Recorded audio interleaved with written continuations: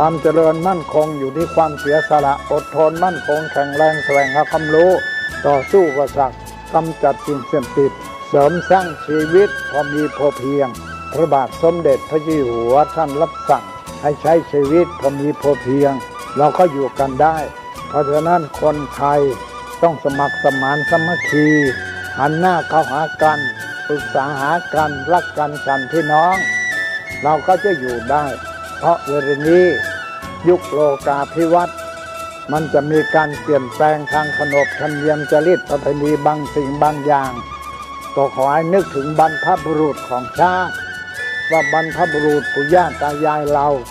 ได้สั่งสมอบรมลูกหลานของคนไทยทุกคนให้ตั้งอยู่ความสามัคคีมีความสมัครสมานกลมเกลียวเมตตาปราณีเอื้ออารีเอื้ออาทรในราชการ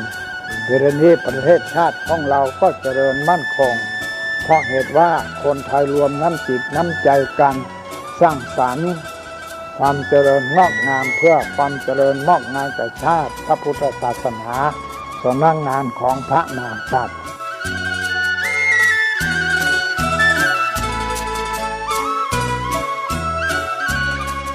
ธรรมะข้อคิดจากพระเดชพระคุณท่านเจ้าคุณพระเทพวิสุทธิคุณด้วยความปรารถนาดีจากสถานีวิทยุพระพุทธศาสนาคลื่นธรรมะเพื่อประชาชน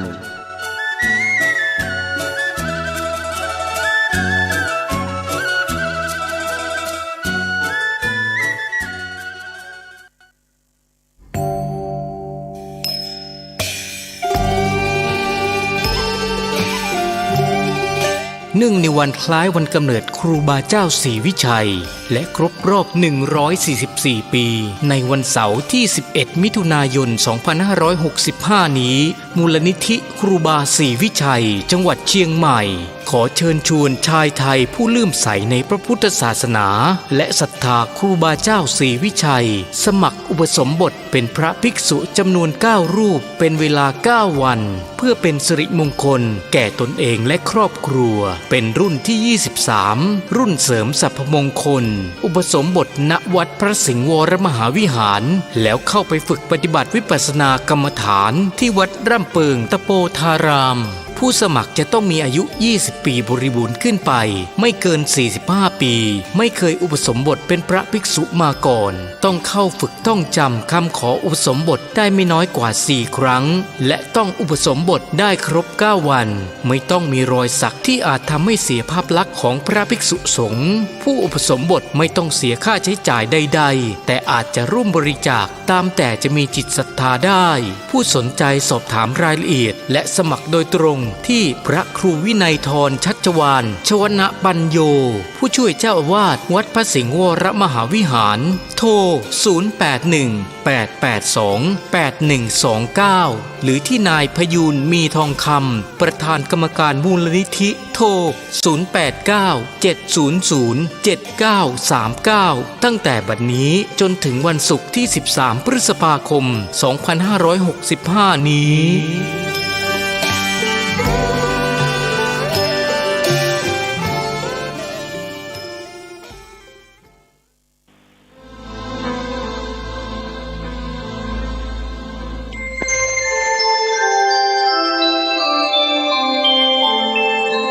ขณะนี้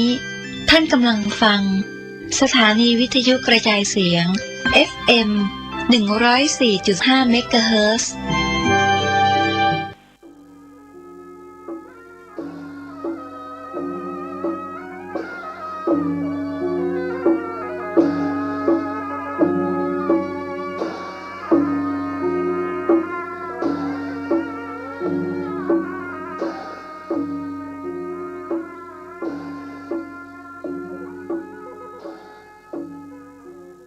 ขอความเจริญในธรรมและความผาสุกทางใจจงได้บังเกิดมีกับพ่อแม่พี่น้องท่านสาธุชนคนดีผู้เจริญในศีลในธรรมทุกท่านพร้อมกันนี้วันนี้เวลานี้ขอยกมือ10 นิ้วกราบอาราธนาเอาคุณพระแก้วเจ้าทั้ง3ประการบุญศีลบุญทานคุณพ่อคุณแม่ผู้ประสิทธิ์ คุณครูบาอาจารย์ผู้ประสิทธิ์ประสาทวิชาความรู้เสื้อบ้านเสื้อเมืองพระสยามเทวาธิราชสิ่งศักดิ์สิทธิ์ทั้งหลายอันมีพระธาตุเจ้าโดยสุเทพและครูบาเจ้าศรีวิจัยเป็นต้นขออาราธนาและเชิญชวนมาปกปักรักษาพ่อแม่พี่น้องลูกเต้าหลานเหลนวงศาคณาญาติปู่ป้านาอาคุณตาคุณยายปู่อุ้ยแม่อุ้ยพ่อหนานพ่อน้อยข้าราชการบ้านเมืองครูบาอาจารย์ทหารตำรวจพ่อค้าพาณิชย์เกษตรกรรมทั้งหลายตลอดถึงคนทำงานรับจ้างขอสิ่งศักดิ์สิทธิ์ได้มาปกปักรักษาผู้คนให้มีความสุขกายสุขใจสุขกายนั้นปราศจากโรคภัยไข้เจ็บอันร้ายแรงสุขใจนั้นปราศจากความโลภความโกรธความหลงความอิจฉาริษยาซึ่งกันและกันขอความสุขอันสมบูรณ์นี้บังเกิดมีกับท่านสาธุชนคนดีผู้รับฟังรายการทุกท่านและพร้อมกันนี้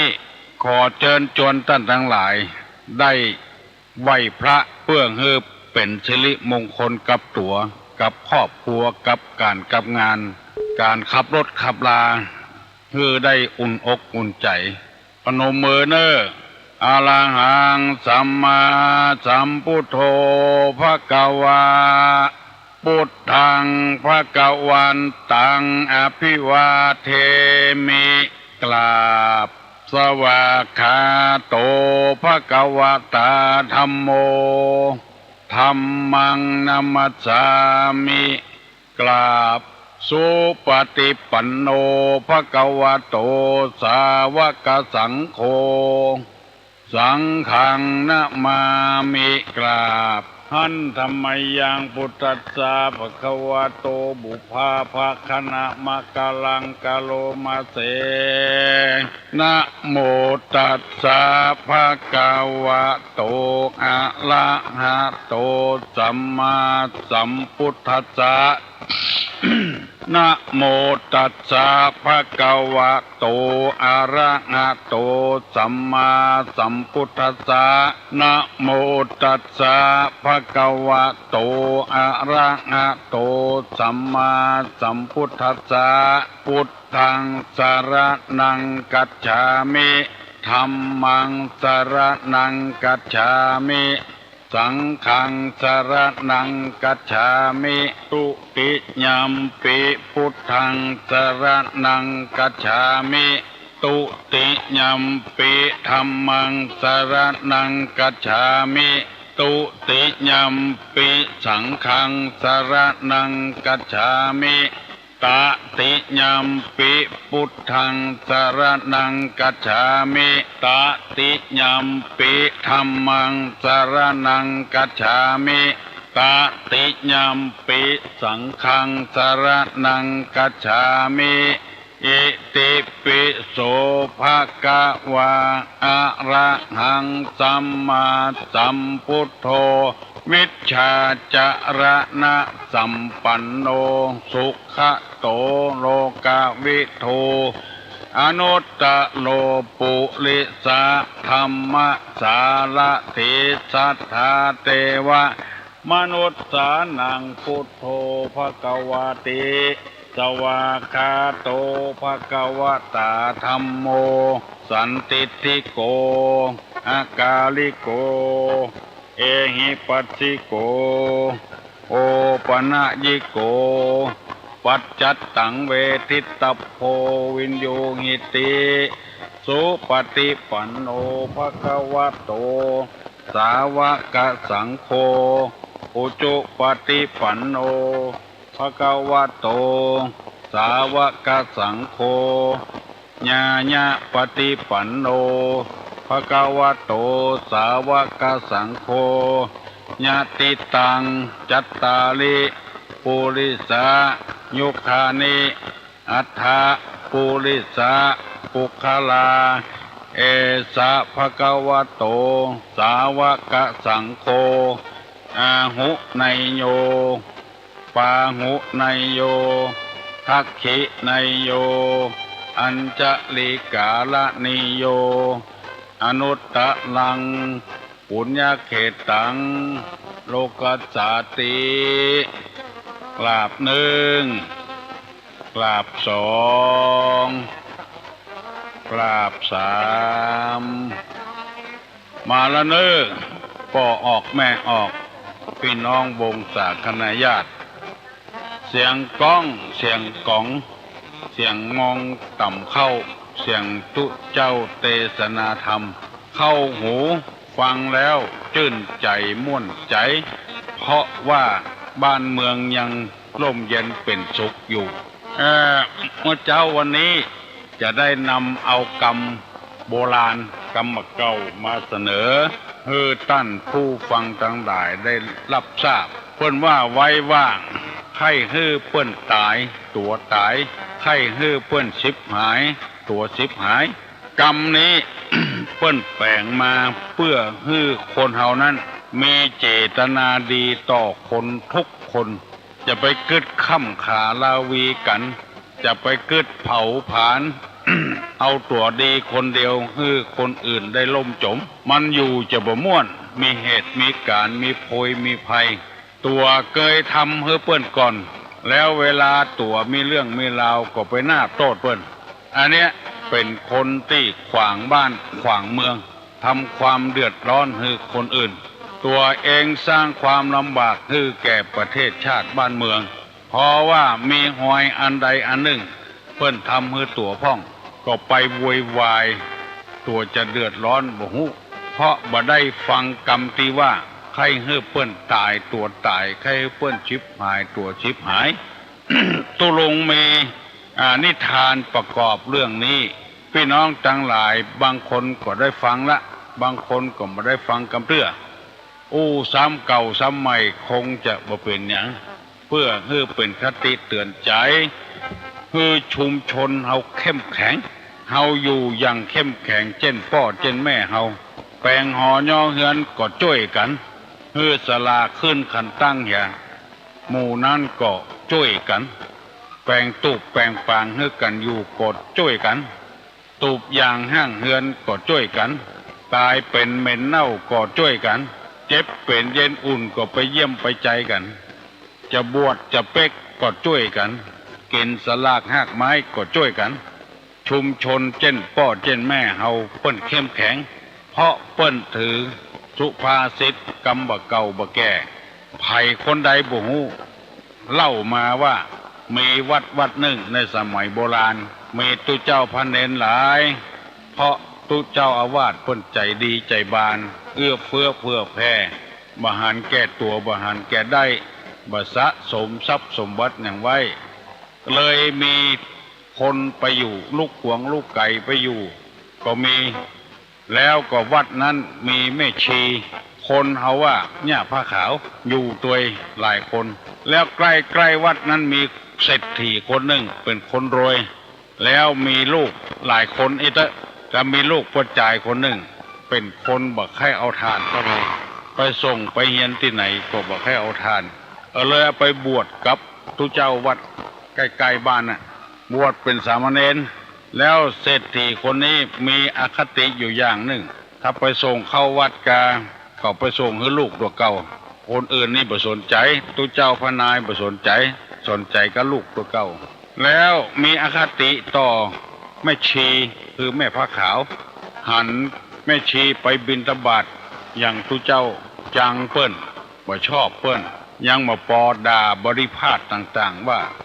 เสี่ยงกำกึดไปแอบแฝงอยู่กับวัดกวาหมู่เนี้ยบริพาทต่างๆคนนั้นเป็นไปอย่างนั้นคือมองในแง่ร้ายมีอคติต่อแม่ชีแม่ผ้าขาวแม่ชีไปบิณฑบาตมันก็ไปใจใส่อยู่มาวันหนึ่งมันจะแกล้งแม่ชีที่ค้านหันกุมเข้ามาก่ายสองหน้าห่อนึ่งแล้วเอายาพิษเข้าใส่พอแม่ชีมาบิณฑบาตก่ายหน้าบ้านมันก็เอาห่อนึ่งที่ใส่ยาพิษใส่บาตรให้แม่ชีก่ายหน้าบ้านแม่ชีมานี่ก่อนแม่ชีก็เลี้ยวพอหันเศรษฐีเอาเข้ามาใส่บาตรเอาอาหารมาใส่บาตร แม่ชีเป็นผู้ปั้มเปงธรรมยึดในธรรมเปิ้นบ่ใจใจล้วนใดต่อใด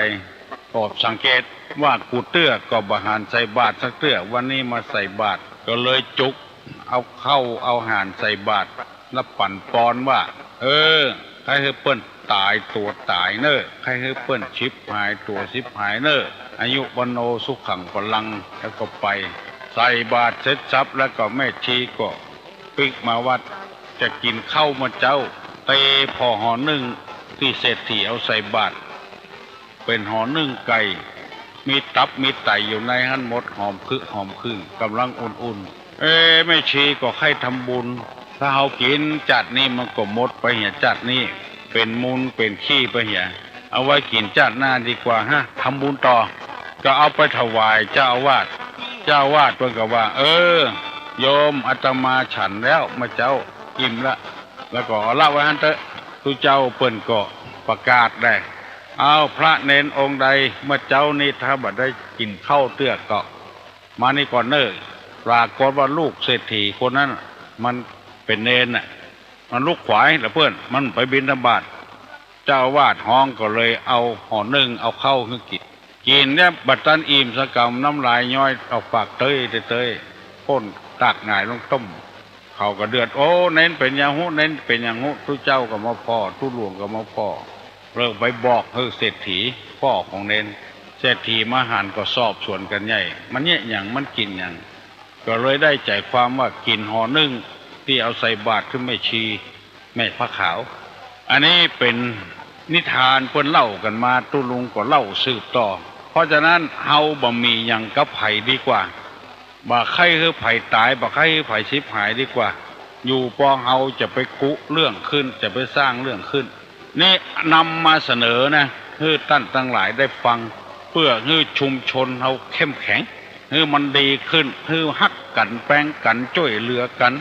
ปี้หูปี้ปองน้องหูน้องกล่าวทุเจ้าหูก็ทุเจ้าก็กล่าวประกาศให้พี่น้องทั้งหลายได้รับทราบเนี่ยนาหิมกันแกล้งกันก้าขายหิมกันแกล้งกันขัวเปิ้นเหลือ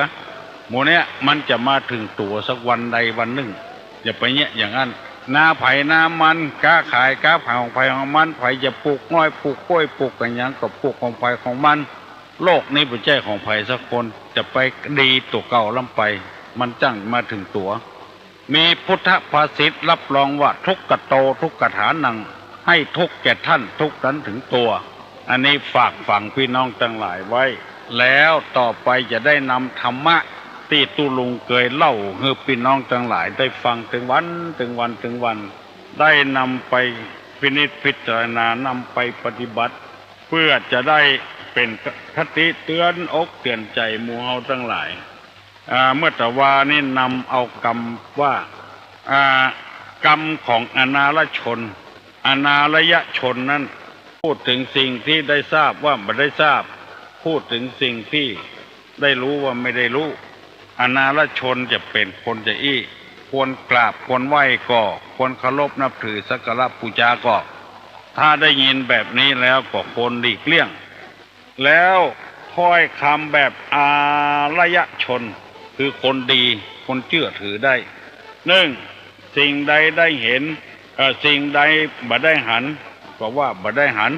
เอากำเมืองเนี่ยหันนี่ก็คือเห็นน่ะสิ่งใดได้ยินก็ว่าบ่ได้ยินก็ว่าบ่ได้ยินสิ่งใดที่บ่ได้ทราบก็ว่าบ่ได้ทราบสิ่งใดที่บ่ฮู้ก็ว่าบ่ได้ฮู้ก็ว่าบ่ได้ฮู้สิ่งใดได้เห็นว่าได้เห็นสิ่งใดได้ยินว่าได้ยิน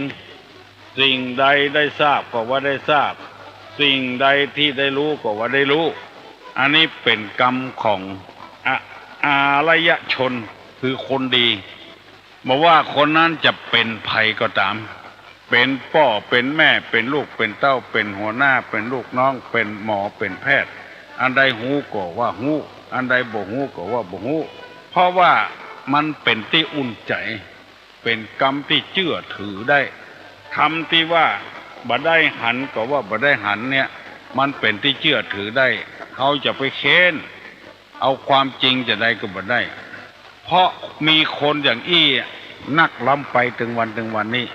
แม้แต่พระสงฆ์พระเจ้าพ่อออกไม่ออกก็บ่ไว้ใจหันก็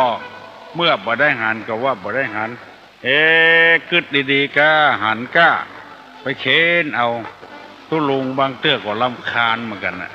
เขาว่ามันมานี่นะก็เขาว่าเขาบ่ได้หันเขาก็ว่าบ่ได้หันจะเค้นเอาจนได้จนเป็นเนี่ยมันว่าอย่างฮึกมึกปูพ่องบ่ได้ว่าอย่างเราโอ้ว่าก้าเรากึดใจดีๆกันมันว่าอย่างเค้นเอาความจริงแม้แต่พระสงฆ์พระเจ้าก็บ่ไว้ใจนะเพราะมีคนอย่างอี้นักในธรรมนี่เพิ่นบอกว่าอยากจะให้คนเฮาเนี่ยมีจะใดว่าไปตามมาอัน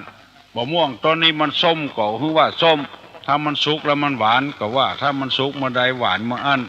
ถ้ามันดิบอยู่ก็ส้มมันมีหลายอย่างลูกมอกกำปอก็มีส้มก็มีหวานตั้งแต่ดิบๆก็มีบอกคือเป็นอย่างแม่ค้านายขายต่างๆก็เหมือนกันอันใดที่มันใจมันแข็งแรงก็บอกว่าเปิ้นแข็งแรงมันเป็นที่เชื่อถือได้เสื้อยืดผืนเดียวใส่ได้ถึงคนผอมถึงคนตุ้ยอันเนี้ยมันเป็นกรรมที่มันเชื่อถือบ่ได้คนตุ้ยไปซื้อเอามาคือพอโอ้ผืนนี้มันน้อยมันนุ่งบ่ได้ไม่เป็นไรผ้าแบบนี้มังลีใส่ไล่มังยืกออกไล่ลอกอย่า ใส่แล้วมันยืกออกไล่จักเขาเลี้ยสำหลักหรือว่าลกราคาให้เนี่ยอันเนี้ยคือกรรมที่มันเชื่อถือบ่ได้ผ้าเบอร์เดียวกันกาเดียวกันคนตุ้ยไปซื้อก็ว่ามันยืกออกไล่นั่งไปมันก็ดีเองเพราะวันพวกคนผอมไปซื้อเอาไปเตะเอาบ่ได้ผืนนี้มันใหญ่ไม่เป็นไรผ้าอย่างนี้มันพิเศษซักแล้วมันหกเขาไล่ลกอีกหน่อยก็ใช้ไล่ลีสังหลักหรืออ้วลกราคาให้เนี่ยลองฟังลองคนตุ้ยซื้อก็ว่ามันจะยืดออกคนผอมไปซื้อก็ว่ามันจะหดอันนี้เป็นเรื่องกรรมที่เชื่อถือบ่ได้สมมติให้ฟัง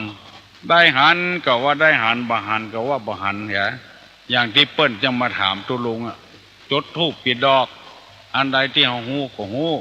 ใส่จ้ออย่างพ้องที่เฮาบ่ฮู้เฮาก็บ่ฮู้ไปถามคนอื่นเพิ่นก็บอกมาก็เป็นเชื่อถือได้ว่าอันเตะให้ฮื้อชมรมเฮาสมาคมเฮาหมู่เฮาเนี่ยชุมชนเฮาเนี่ยเข้มแข็งบ่จุบ่ล่ายกันอันนี้เป็นกรรมของอารยชนคนที่เชื่อถือได้สิ่งใดที่บ่ได้ยินก็ว่าบ่ได้ยินมาแล้วก็บอกให้เพิ่นเห็นว่าได้ยินสิ่งที่บ่ทราบก็ว่าบ่ทราบบ่ฮู้บ่รู้ก็ว่าบ่ฮู้สิ่งใดที่ได้หันก็ว่าได้หันมาแล้วเตื้อเขามาถามว่าในฟาซีไอ้หยังที่ เป็นนั้นส่วนสัตว์แบบใหม่ตุลงไปหันละเฮาก็บ่ไปหันเฮาก็ว่าบ่หันนะบางคนบ่หันก็โมเมเข้าไปใส่เลยถามไอ้หยังมีพ้อง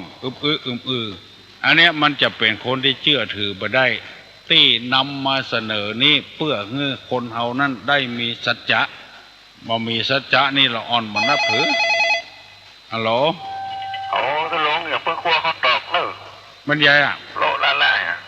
บ่ฮู้เนอะอันมาให้นี่นะอันเหมือนถึงวันวันนี้เสียงแจ๋วโลเอาไว้ให้คนอื่นฟังของตุลงนี่ชัดเจนดีเพราะมีวิทยุแอมอยู่เนี่ยถ้าจะเกี่ยวกับตั้งถ่ายทอดพุ่นเพื่อชื่อชุมชนเฮาอันเนี้ยที่ว่า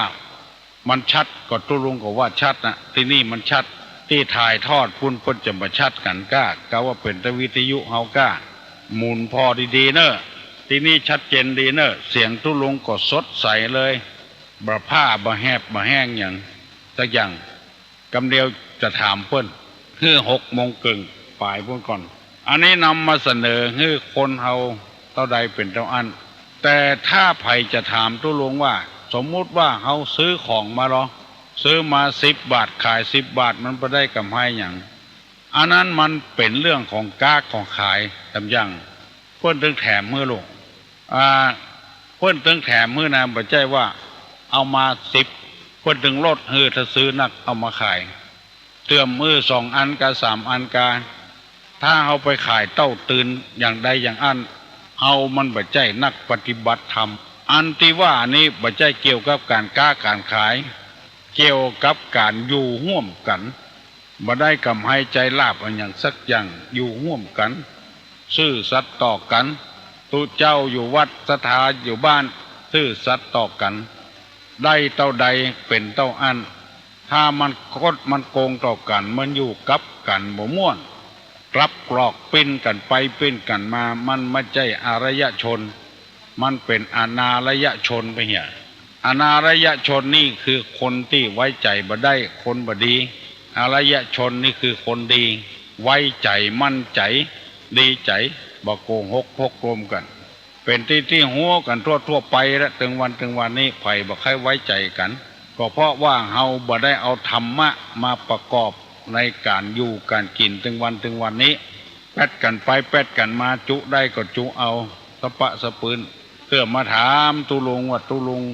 อันก็หมอนั้นเขาก็ว่าบหารเนี่ยเอาบหารนะก็ว่าบหารเขาว่ามันมาวัดนี่นะเขาว่าเนี่ยเอาบุ่มอยู่ในห้องเขาไปหันจะได้เมื่อบ่ได้รับคำตอบที่ถูกต้องก็โคตรเกลียดว่าตุเจ้าบิดบังความจริงอย่างนี้เป็นต้นอันใดมีก็ว่ามีอันใดบ่มีก็ว่าบ่มีวันนี้นำมาเสนอให้พี่น้องทั้งหลายได้รับทราบยังมีของดีๆอยู่จัดนักเนอะฟังไปเรื่อยๆเตอะและจะได้รับกำหูกำลวกขึ้นนักแถมน้อยพยายามจดจำไว้เป็นครูบาอาจารย์ก็ตามเป็นหมอก็ตามมันเอากำให้นักลำไปก็อย่างที่เขาว่ามันจะบ่ค่อยมีไผเชื่อถือยิ่งเป็นกำนันเป็นผู้ใหญ่บ้านเป็นอบตเป็นนายกเป็นประธานอะไรอย่างต่างๆก็เช่นเดียวกันไปกินนั่นน้อยนี่น้อยมันเสียทำความดีมาจัดนักตัวเองก็เลยเสียไปใหญ่บ่มีไผเคารพยำเกรงจะไปจุไปไล่กันโกหกพกลมกันภัยไข้เป็นอารยชนปฏิบัติตามเนี้ยหันก็ว่าบหันก็ว่าบหันบ่ได้ยินก็ว่าบ่ได้ยินแล้วก็บ่ทราบก็ว่าบ่ทราบบ่ฮู้ก็ว่าบ่ฮู้แล้วก็ว่าทหารก็ว่าได้หันได้ยินก็ว่าได้ยินทราบก็ว่าได้ทราบฮู้ก็ว่าได้ฮู้อันนี้จะเป็นอารยชนแล้วก็มีคนเคารพนับถือเชื่อถืออยู่ด้วยกันได้มีความสุขมันแป๊ดกันไปแป๊ดกันมามีรับลมคมในต่อกันนี่บ่ม่วนเพื่อเอาถามจะดีเปิ้นใครฮู้เปิ้นถึงถามเขาก็บอกคือเหี้ยได้นักได้น้อยได้ตัวใดก็บอกว่าเนี่ยตู้ลุงเคยถามเหมือนกันนะทอดกระถินได้ตัวใดหายพอดีนะเอาถึงจำไว้จำเงาของบ่ถามเต้าตายมันกินเข้าละกาเขาก็บ่ถามมันเป็นคำตอบที่มันบ่ถูกต้องคำตอบที่เขาบ่ต้องการถ้าบ่หายพอดีนี่เขาไปถามไม่อย่างได้หมื่นปลายกันเหลือต่ออันกันเสียเขาก็พอใจแล้วเขาลบนับถือกันได้ต่อไปมหาบดีเนี่ยอันเนี้ยขอฟังพี่น้องทั้งหลายเนี่ยวันพุธจะได้นำมาเสนอทำไมใครคือเปิ้นตายตัวตายก็เสนอไปแล้วใครเปิ้นชิบหายก็เสนอไปแล้วได้รับกำหูแถมจัดนักบัดเดียวนี้วันนี้เป็นวันศีลเนอะเดือน7ดับวันนี้ละเดือน8จะออกวันพุธละถ้าเดือนใดเป็นเดือนกี้มันดับกู้ถ้าเดือนกู้มันดับกี้เดือนเกียงเดือน3เดือน5เดือน7เดือน9เดือน11นี่มันจะดับ14ค่ำเดือนใดถ้าเป็นเดือนกู้อย่างเดือนนี้เดือน4เดือน6เดือน8เดือน10เดือน12นี่มันจะดับ15ค่ำโบราณเป็นว่าเดือนกี้ดับกู้เดือนนี้เป็นเดือน7เป็นเดือนกี้ขี้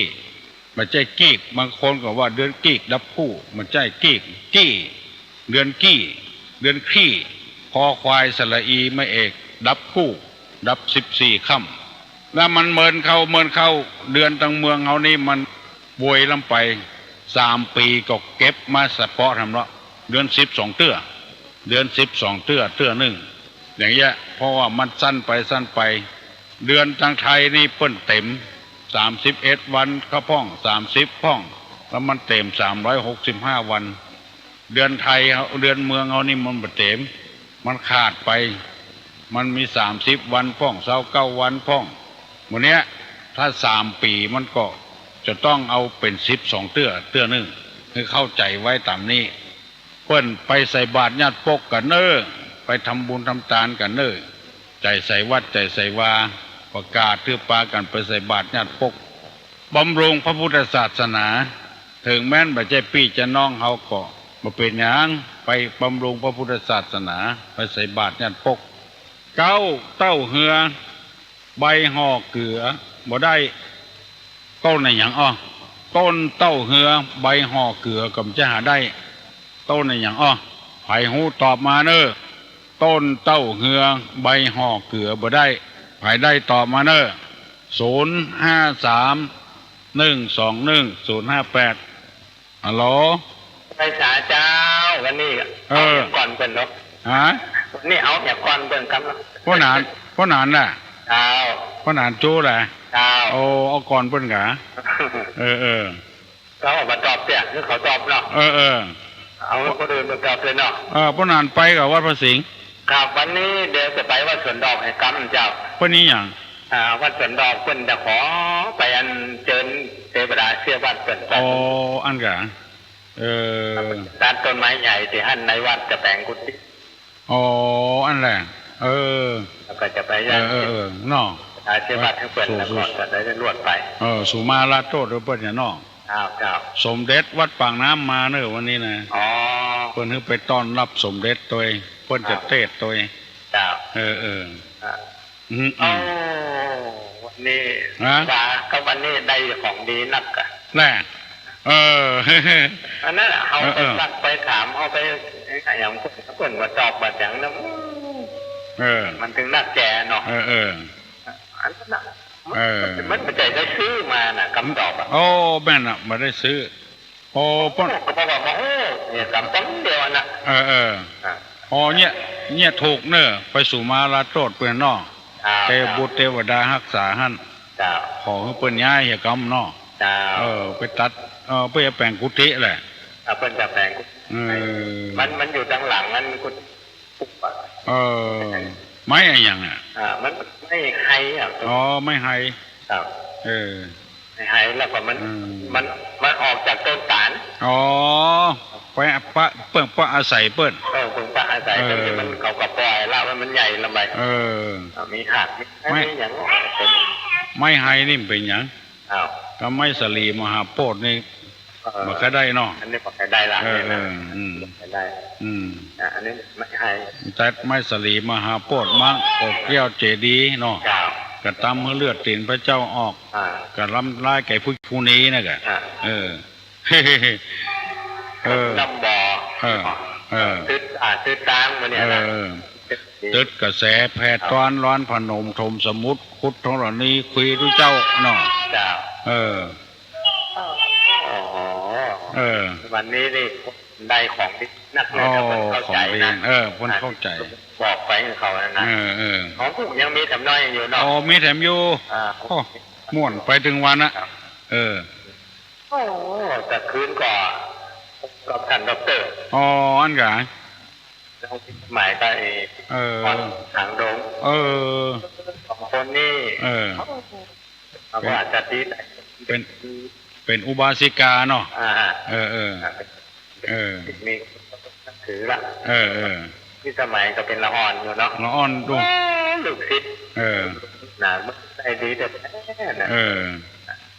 ก็เป็นญาติตั้งธรรมเป็นญาติตั้งธรรมเนาะญาติตั้งธรรมนี่ถึงดีประเดี๋ยวนี้มันนักละมันต้องไปตกตึกไหนที่เป็นว่านั่นนะข้อบอกไหนใครได้ฟังโอ้โหอันนี้อากาศนี่มันนัก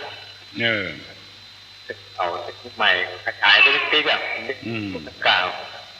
แต่มึงนั่นลำพูนลำปางมาหลังคนเป็นกระถามาสั่งไปดีละมาก็วันกระถิ่นเนี่ยครับมากันคำเดียวไปละเจ้าเปิ้นนัด7 โมงเกินจนเดียวรวดละครับเนาะก่อนเนี่ยก็อันแบบนี้ใส่ตอกกับตอกเพราะอย่างเช่นเนาะต้นมะขามเนี่ยมะขามใบมะขามเดี๋ยวหอเกลือได้ต้นเกลือหอเกลือบ่ได้มะขามใบน้อยเนาะใบสาบุญรักษาเนอพ่อหนาเนอ ครับสวัสดีครับป้าหนานตอบไปเห็นแล้วต้นเต้าเฮือกใบห่อเกลือบ่ได้ฮัลโหลฮัลโหลสวัสดีครับทุลุงครับสมาสการนะครับจอมกิตินะครับอ๋อจอมกิติผู้หมวดเนาะครับผมจะไปแล้วนะไปใต้หำละบักกัวละมาเดียวไปทำ2 เดือนครับไปทำ2 เดือนครับไปเพื่อประเทศชาติเนาะจะมาขอพรทุลุงนี่ขอให้ผู้หมวดไปด้วยความปลอดภัยเนอะปิกมาด้วยความปลอดภัยมาอยู่กับแล้วผมฮัลโหล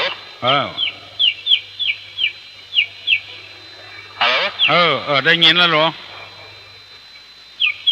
ได้ยินแล้วได้ยินนะครับไอ้อย่างเจ็บๆมันน่ะไก่น้อยครับ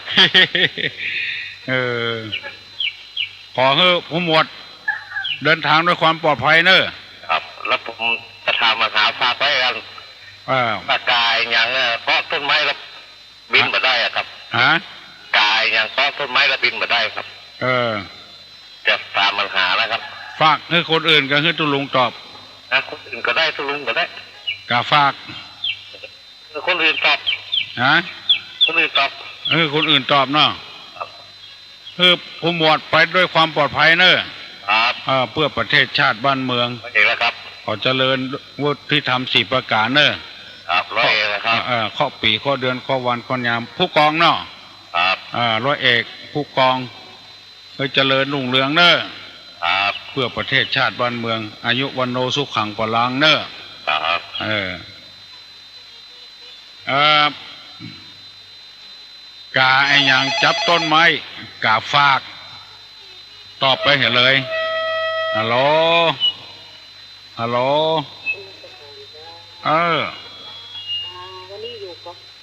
วันนี้ถ้าจะอยู่ก็อยู่ตอนบ่ายตอนเช้านี่มันไม่อยู่ไปวัดคุณนะนี่ตอนขวายนั่นก็หาตอนเช้านี่จะไปวัดพระสิงห์ขวายสักชั่วโมงก็พวกทันเพนเมื่อกันเนาะทันเพนเหมือนกันเขาว่าจะมากี่โมงเพราะว่าเมื่อก่อน9 โมงนี่9 โมง9 โมง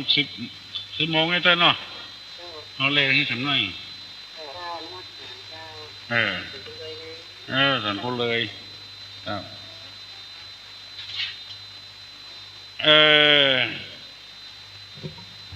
เดี๋ยว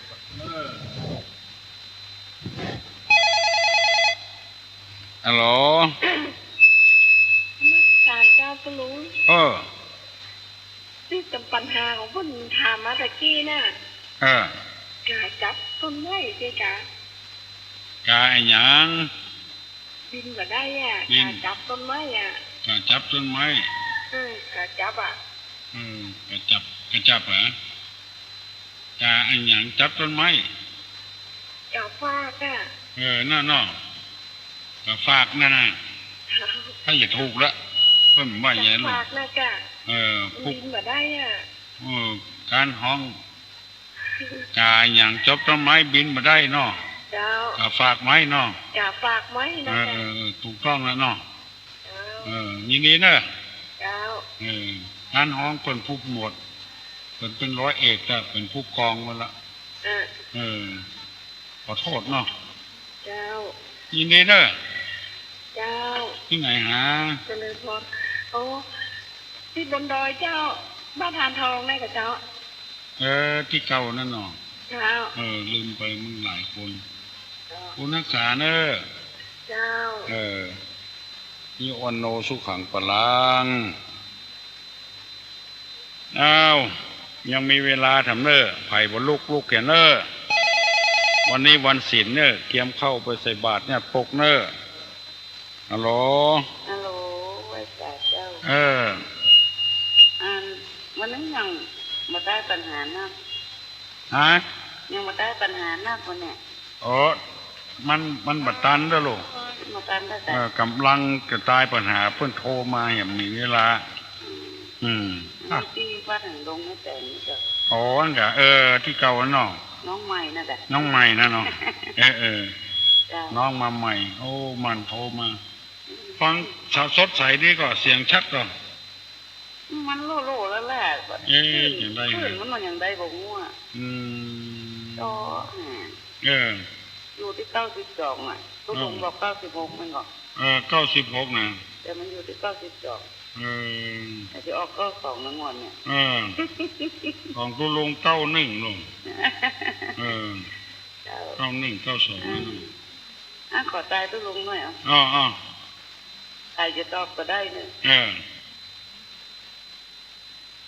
อย่างก็เด็กกันเนอนั่งก็ห้อยยืนก็ห้อย100 ทั้ง 100แต่ของก็ใจหัวใจตุลงหมดดีขึ้นนั่งนะ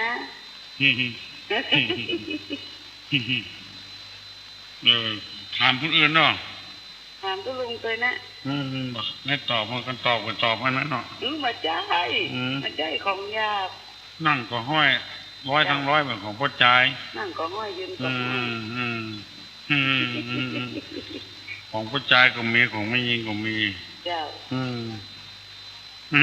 มันเป็นอะไรอย่างเป็นต้นไม้ก็เป็นอะไรอย่างใบก็ได้ใบก็ได้แต่ว่าไม่ใช่เรื่องเจ้าถ้าว่าเรื่องอย่างอันเจ้าไปตายตุลงไหนแต่เนาะบักก้าเนาะมันเจ้าของดีลงเอากันเดียวถามเพื่อนเนาะเจ้าเดี๋ยวเพื่อนตอบน้องอย่างไรเพื่อนเฉลยนะโชคดีเนอะ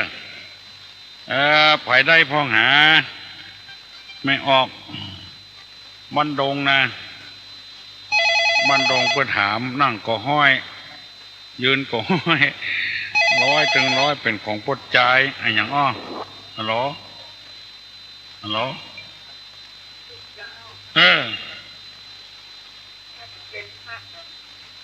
เป็นพระเหรอพอรอดพอโค้งเลยเนาะโชคดีนะคนไหนเนอะว่าอย่างไรมันโดงเปิ้นตอบว่าพระรอดพระโคงห้อยคอว่ะอ๋อเหรอเสื้อเจ้าตะลุงฮะไม่แขนเสื้อเจ้าไม่แขนเสื้อของไม่ยิงของมีลูกเพิ่นว่า100 ถึง 100ของคนชายว่ะผู้ลงถามคนหน่อยเพิ่นตอบมาว่าพระรอดพระโคงห้อยคอที่ถูกกว่าแล้วเนาะเจ้าขอถามหน่อยเจ้าจะย้ายเจ้าปีวันที่เก้าวันเสาร์ได้เจ้าเดือน8แล้วเนาะวันที่29เดือนนี้ดับอันนี้เนาะ48 12จะสุกกระพุดได้กะวันเสาร์ได้ย้ายบอกให้เพิ่นนั่นเด้อ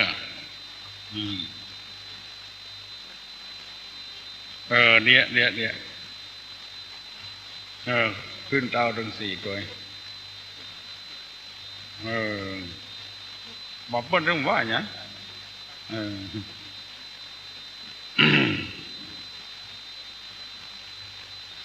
ไปได้แถมตอบมาเนอะนั่งก็ห้อยยืนก็ห้อย100 ถึง 100เป็นของพ่อใจฮัลโหลไว้ขาเจ้าทุกคนมันคือที่ผู้ชายเปิ้นเป็นแยกการบริษัทนะคะทุลุง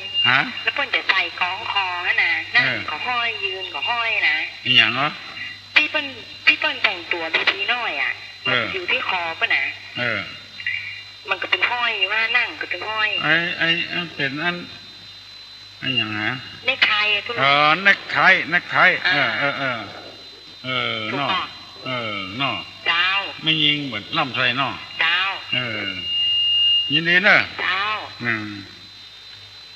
ยินดีถ้าอย่าถูกละ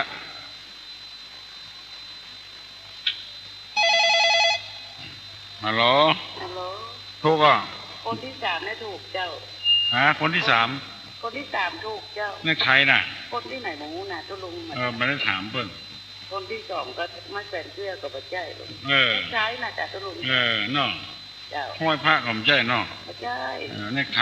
ก็ห้อยได้เหรอจะต้องไปกรอบเนี่ยเนาะเจ้าแก่แล้วก็ยังไม่แสนเที่ยวแควนของไม่มีก็ได้ของไม่ได้ก็ได้ไม่เนาะแต่เด็กชายนี่ส่วนมากแต่180เป็นของกระจายเนาะไม่เนาะเนคไทเจ้าดีเนอะเจ้าวันหางดงนี่เก่งถึงวันเนอะถ้าได้อู้กับตุ้ลุงถึงวันก็จะเก่งขึ้นเจ้าตะกี้ฟังก่อนอธิบายทำตอนแรกมันลูกโคก้ากับฟังก้องมันได้ยินก้องเจ้าพอดีขยับเก่ามันเนี่ยชัดเจนละเจ้าสถานการณ์ยังดีตุ้ลุงวันนี้วันพระวันศีลตุ้ลุงปั่นปอนยาวๆนั่นเนอะปั่นปอนยาวๆนั่งไหวอยู่หน้าจะอยู่ถึงวันเนาะแต่ชุดฟังวันเนาะเจ้าได้ยันเจ้าวันพระกงกับวันศีลมันมีไฟโทรมาเนอะน้ำหยุด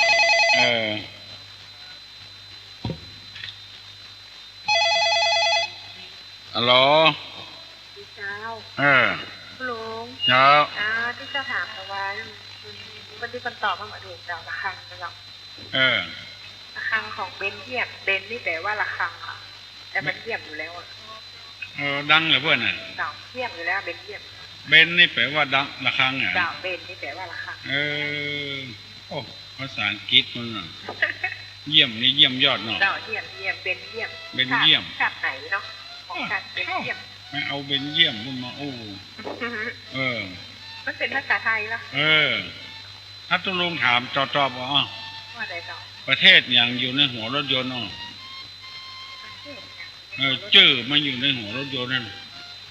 ประเทศอย่างญี่ปุ่นใช่ไหมประเทศคิวบาคาบิวคาบิวมันอยู่ในหัวแว่นน่าไงอย่างพี่ถามตุลุงเดือนนึงเบนแปลว่าระฆังเบนแปลว่าระฆังเบนเยี่ยมยอดอยู่แล้วเนาะนั่นไงเปลี่ยนไปเปลี่ยนมาประเทศอะไรชื่อมีหัวรถยนต์เนี่ยประเทศคิวบาคาบิวปูอะไรมี6 ขาปูอะไรมี6 ขาปูยังก็ได้เจ้า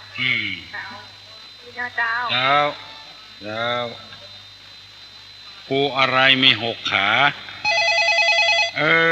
ตู้ลุงจักใหญ่คือเป็นพี่เป็นน้องกันนะฮัลโหลตู้ลุงคำถามของตู้ลุงนี่เน็ตเนาะประเทศอะไรยังอยู่ในหัวรถยนต์ประเทศอะไรมีชื่ออยู่ในหัวรถยนต์ประเทศคิวบานอกจากคาบิวนะเนาะคาบิวโทรบัตรตอนมาได้ตู้ลุงฟังนั่นไงตู้ลุงฟังจะเลยนั่นไงแล้วก็จะทายตู้ลุงทำตามนี่ที่หางดงนั่นหางดงเนาะพระอันยังที่ตำรวจชอบงับพระอะไรพระอะไรที่ตำรวจชอบจับเองเจ้า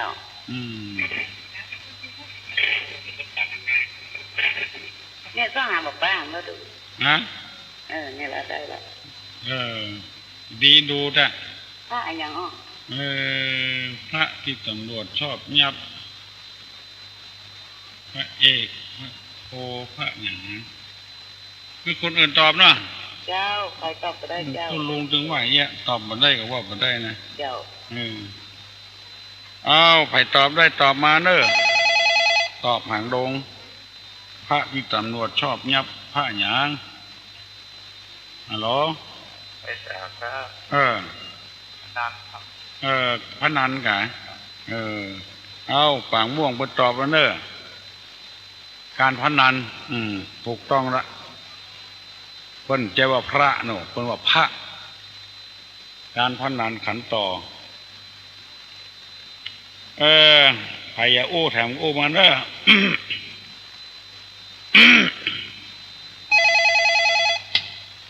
ฮัลโหลเป็นด่าเจ้าตุลุงเจ้าแค่ถามว่าวันนี้วันเป็นวันเสียแล้วไปเปลี่ยนชื่อได้ก็เจ้าเป็นหยังลูกเปลี่ยนชื่อเป็นหยังพอดีลูกสาวเจ้าเป็นไปพรพอดวงเทียนตุพัดเราจะเปลี่ยนแล้วเป็นบอกให้เปลี่ยนชื่อแล้วก็ลูกสาวคนใครไปเปลี่ยนเนี่ยเจ้าไปเปลี่ยนเถอะเป็นหยังเจ้าขอบคุณเจ้าตุลุงขอตุลุงหายไวๆนะเจ้าครับวันดี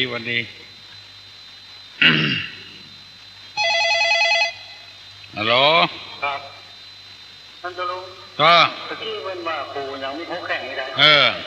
แล้วผมจะถามว่าปูยังไม่สองแข่งปูยังไม่สองแข่งปลาไม่แดงเนี่ยล่าปลาไม่แดงล่าปลาไม่แดงเนาะครับปูยังไม่สองแข่งก็ได้ถามเขาเนาะครับเอาฝ่ายตอบได้ตอบเนาะปูมีสองแข้ง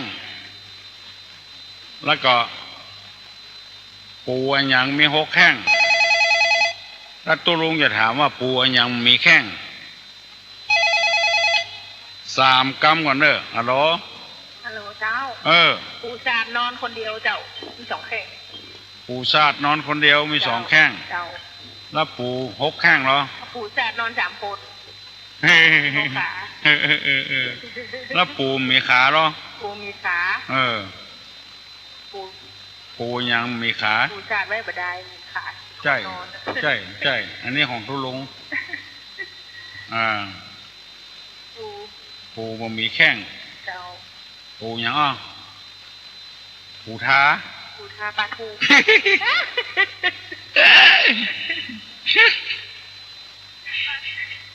ม่วนเหรอลุงเนี่ยคำปวดคำพิจิตรลีดเรียกว่าจานเจ้าโอ้เจ็บท้องเจ้าที่ไหนที่ไหนอ่ะที่ไหนต้องหินเจ้าพอเห็นเจ้าดิเจ้าจะโทรก็หาปูซาดนอนน่ะปูมี2 ตีนกับปู6 ตีนน่ะฮัลโหลผมจะขอถามเพื่อยันครับไม่แจ้งหรอไม่แจ้งครับเสียงมันไม่แจ้งอำเภอเป้าวุ่นพอบ้านอย่างเนี่ยแม่บ้านอย่างอยู่บ้านอย่างผมอยู่บ้านตะลุงครับมันต้นลุงครับประเดี๋ยวอยู่บ้านตุลุงต้นลุงได้ยินชัดว่ะเมืองเป้าได้ยินชัดดีครับหันถามมาจุเจ้าตาดีจุงสถาตาบอดถ้าไปบัดรอดสถาตาบอดจะจุงจุเจ้าตาดีครับอันนี้เป็นกรรมโบราณนะเนาะครับ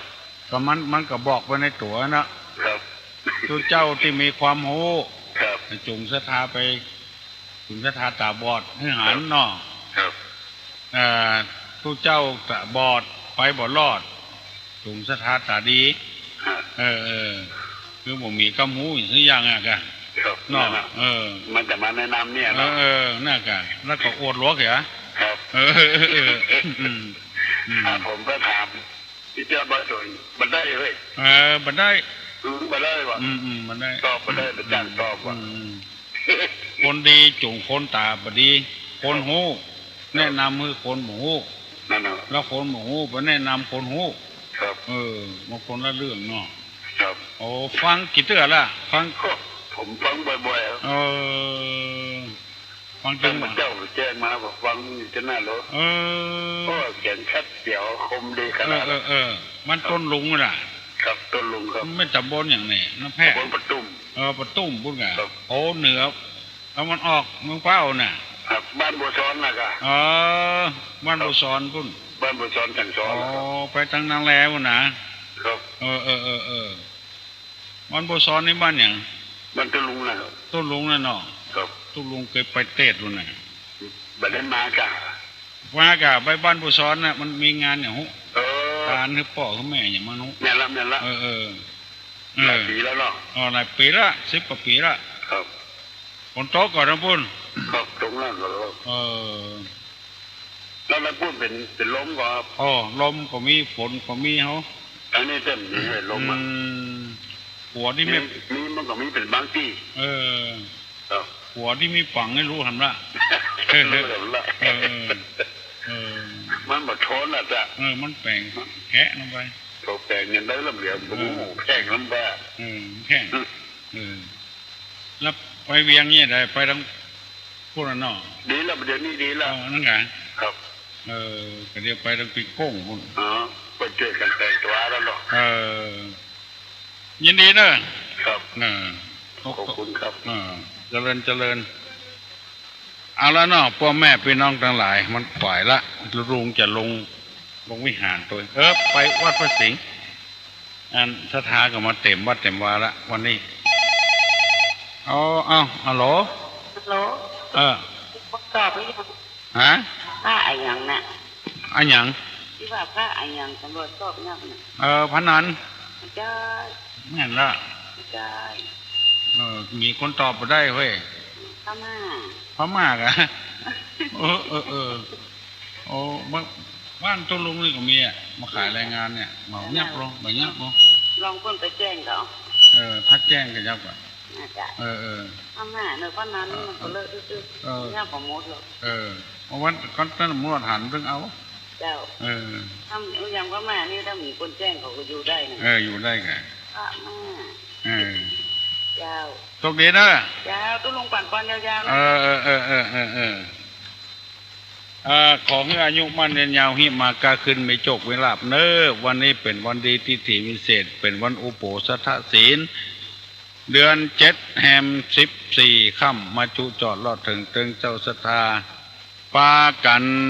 ได้ฟังพระธรรมเทศนาบุญกุศลที่เกิดจากการฟังธรรมเทศนาเมื่อเจ้าวันนี้ขอให้ปกปักรักษาพ่อแม่พี่น้องให้ปราศจากทุกโศกโรคภัยไข้เจ็บเจริญโดยอายุวรรณะสุขภาละพาธนาได้ไว้ก่อให้สมดังกรรมปรารถนาจุงอย่างชุบการนั้นจุงจังมีสปีติโยวัจจันตุสัพพะโลโกวินาศตุมาเตภวัตวันตรายโยสุขีติกายุโภภวะอภิวาทานาสีริสานิจังมุทาปจายโนจัตตาโลธรรมาวัฏันติอายุวันโนสุขังพลัง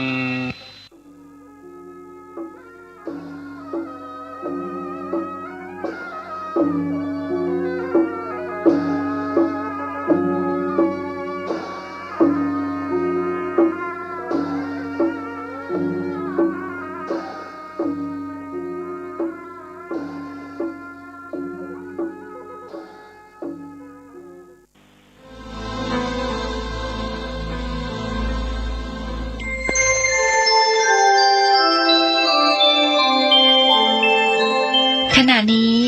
ท่านกำลังฟังสถานีวิทยุกระจายเสียงพระพุทธศาสนา FM 104.5 เมกะเฮิรตซ์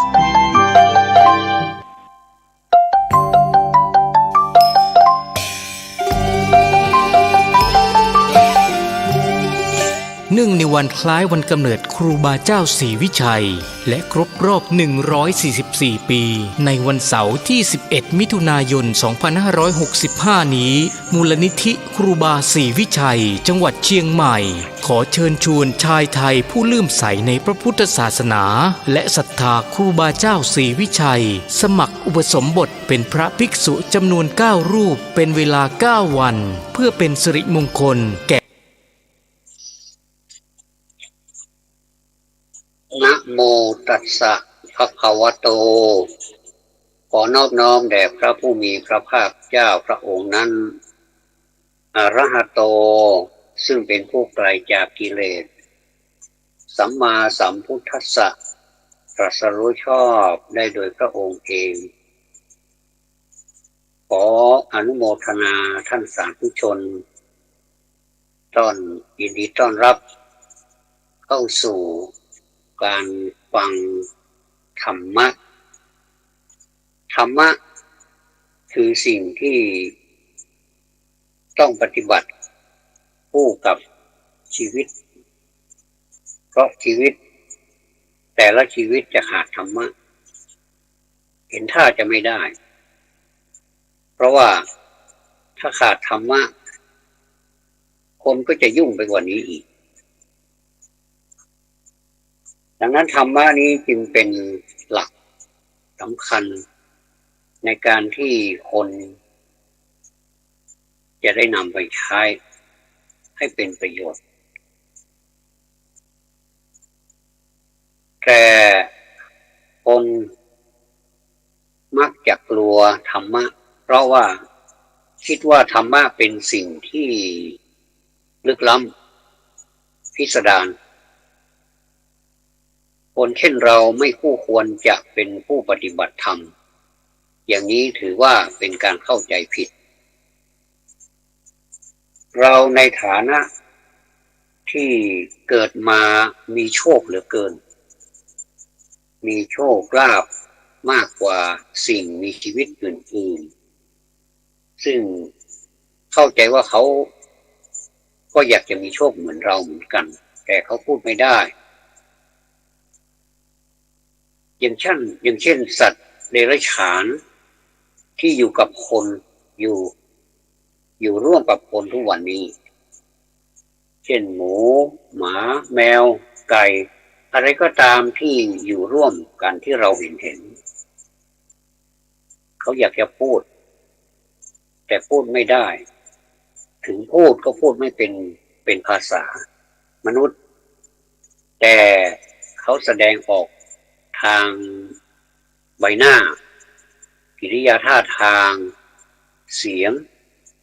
แสดงออกนะอย่างเช่นเรา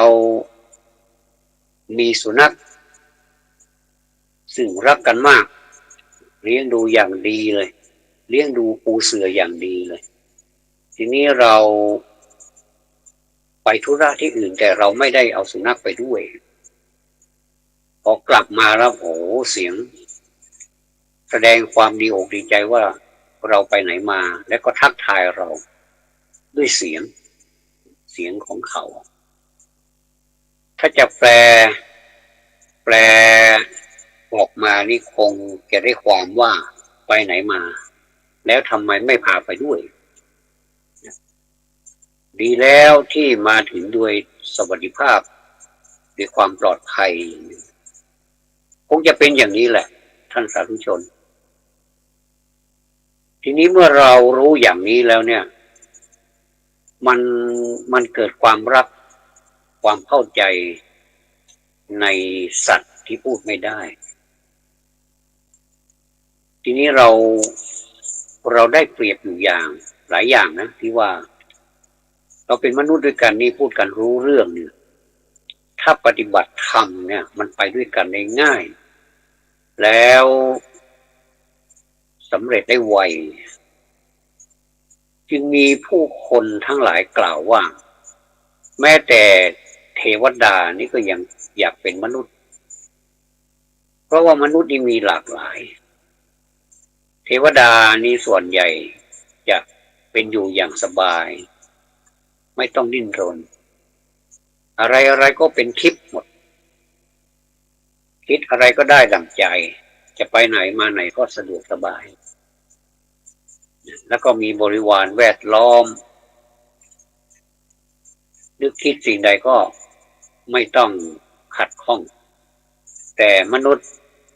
มันเต็มไปด้วยความวุ่นวายมีทั้งดีที่สุด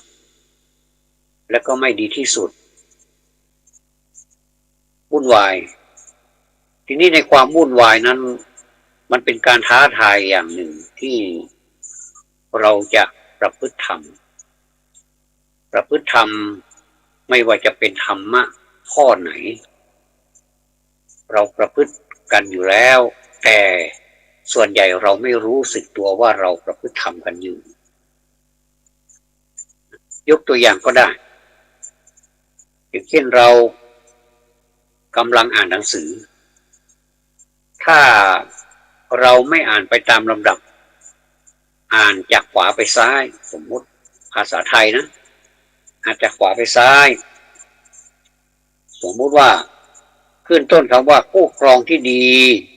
ที่จะเป็นคู่ร่วมชีวิตกันได้ นอกจากกามคุณแล้วควรมีคุณสมบัติและประพฤติตามข้อปฏิบัติดังนี้อันนี้อ่านไปจากขวาไปซ้ายนะถ้าสมมุติว่าเราอ่านจากซ้ายมาขวาก็ต้องอ่านจากท้ายสุดมาถึงตัวแรกเลยใช่ไหมสมมุติเราสมมุติเอานะว่านี้ดังหรือว่าดังนี้และปฏิบัติตามข้อปฏิบัติมีคุณสมบัติควรนอกจากกามคุณแล้วที่จะเป็นผู้ร่วมชีวิตกันได้ผู้ครองที่ดีจับใจความไม่ได้เลยนะแต่ว่ามันก็พอได้นะแต่มันไม่ได้ความหมายแสดงว่าเรารู้ดีว่าเราจะอ่านหนังสืออ่านจากซ้ายไปขวาหรือขวาไปซ้ายบางภาษาอ่านจากข้างล่างอ่านจากข้างบนมาสู่ข้างล่างภาษาบาลีอ่านไปตามลำดับแต่เวลาแปลกลับเหมือนกับภาษาบางภาษาในโลกนี้เหมือนกันดังนั้นเราจะให้รู้เรื่องเราก็อ่านว่าผู้ครองที่ดีที่จะเป็นผู้ร่วมชีวิตกันได้นอกจากกามคุณแล้วควรมีคุณสมบัติและประพฤติตามข้อปฏิบัติดังนี้มันรู้เรื่องแสดงว่าพวกเรารู้อย่าไปดูถูกตัวเองว่าตัวเองไม่รู้แล้วก็เหมาเอาว่าตัวเองไม่มีวาสนาในการที่จะไปประพฤติปฏิบัติอะไรที่มันเป็นคุณเป็นประโยชน์ต่อเราไหนๆก็พูดถึงคู่ครองแล้ววันนี้เรามาพูดถึงคู่ครองกันหน่อยนะเพราะว่ามีคู่ครองกันเยอะเหลือเกินก็คืออยู่ร่วมกันนะเป็นผู้ร่วมชีวิตกันท่านเรียกว่าเป็นคนร่วมชีวิตเป็นคนร่วมชีวิตคือ the partner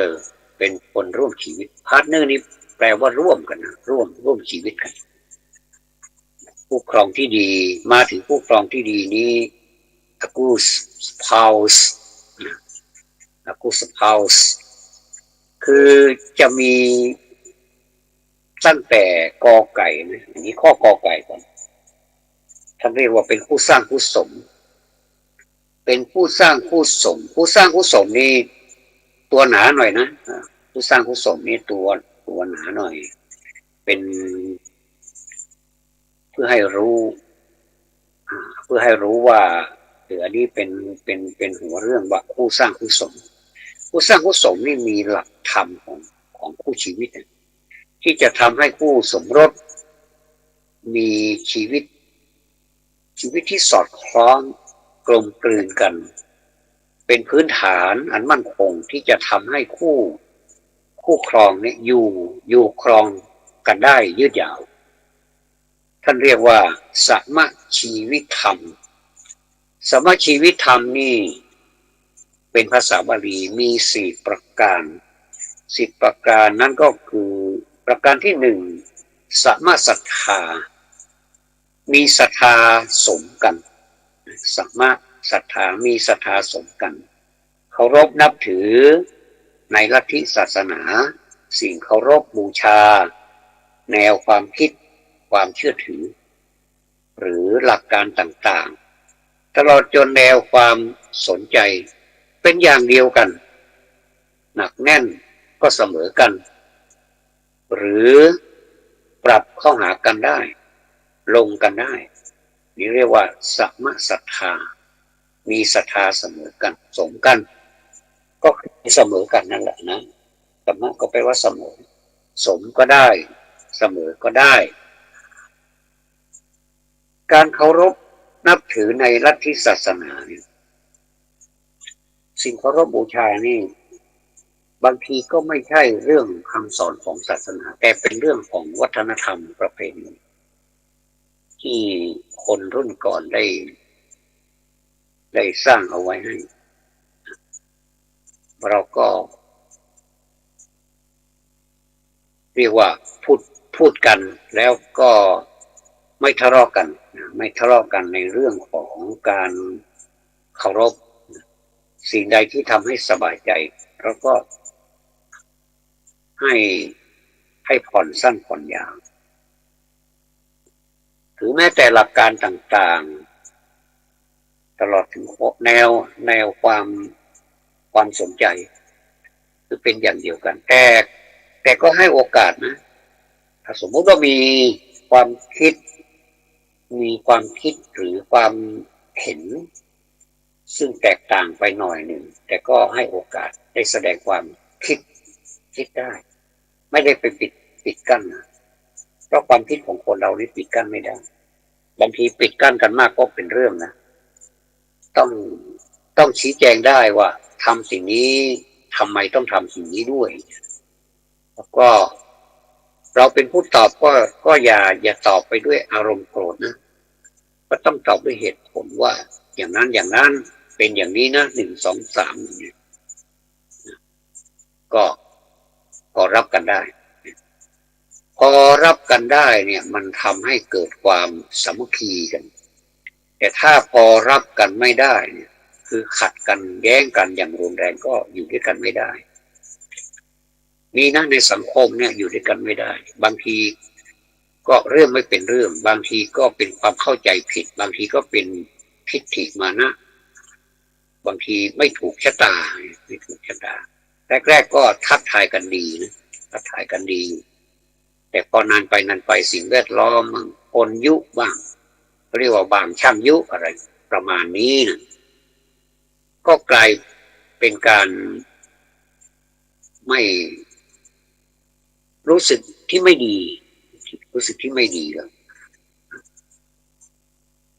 แล้วก็ในที่สุดก็ไม่ทักกันเลยพูดเจอกันที่ไหนก็ไม่ทักกันเลยอย่างนี้ก็เป็นเรื่องราวของมนุษย์นะคิดไปมันก็สนุกดีเหมือนกันนะท้าทายดีว่าจะปีไหนกันนะที่จะได้ทักกันนี่นะก็ดีไปอย่างนะดีกว่าเป็นเรื่องเป็นราวแล้วก็ทะเลาะบอกแว้งกันแล้วก็เกิดการใช้กำลังกันอย่างนี้ก็ดีไปอย่างในความเห็นนะก็ดีไปอย่างถ้าไม่อยากจะยุ่งไม่อยากจะเกี่ยวอะไรแล้วก็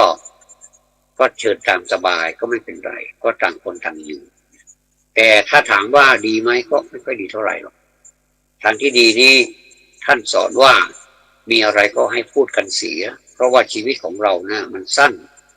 ไม่มากหรอกเดี๋ยวมันก็จากกันไปแล้วมันก็แค่นั้นเองไม่มีอะไรสู้เรามาดีต่อกันดีกว่าบางทีคนพาลนี่นะมันไม่ฟังเหตุผลหรอกมันจะเอาแต่อารมณ์แล้วก็เข้าใจว่าตัวเองนี้แน่ซะยิ่งกว่าแน่นะคือไร้เทียมทานประมาณนี้นะก็เลยเป็นอยู่อย่างนั้นอย่างนี้ก็มีไม่ใช่ว่าคนเรานี่จะชอบกันไปทุกคนเลยก็ไม่ใช่จะเป็นมิตรกันไปทุกคนเลยก็ไม่ใช่แต่ว่าหลักการของพระพุทธศาสนานี้สอนให้คนนี้อย่าจองเวรจองกรรมกันอย่าไปกล่าวครุสวาทอย่าไปกล่าวติฉินนินทาอย่าไปกล่าวส่อเสียดอย่าไปกล่าวอย่าไปพูดปดอย่าไปเพ้อเจ้ออะไร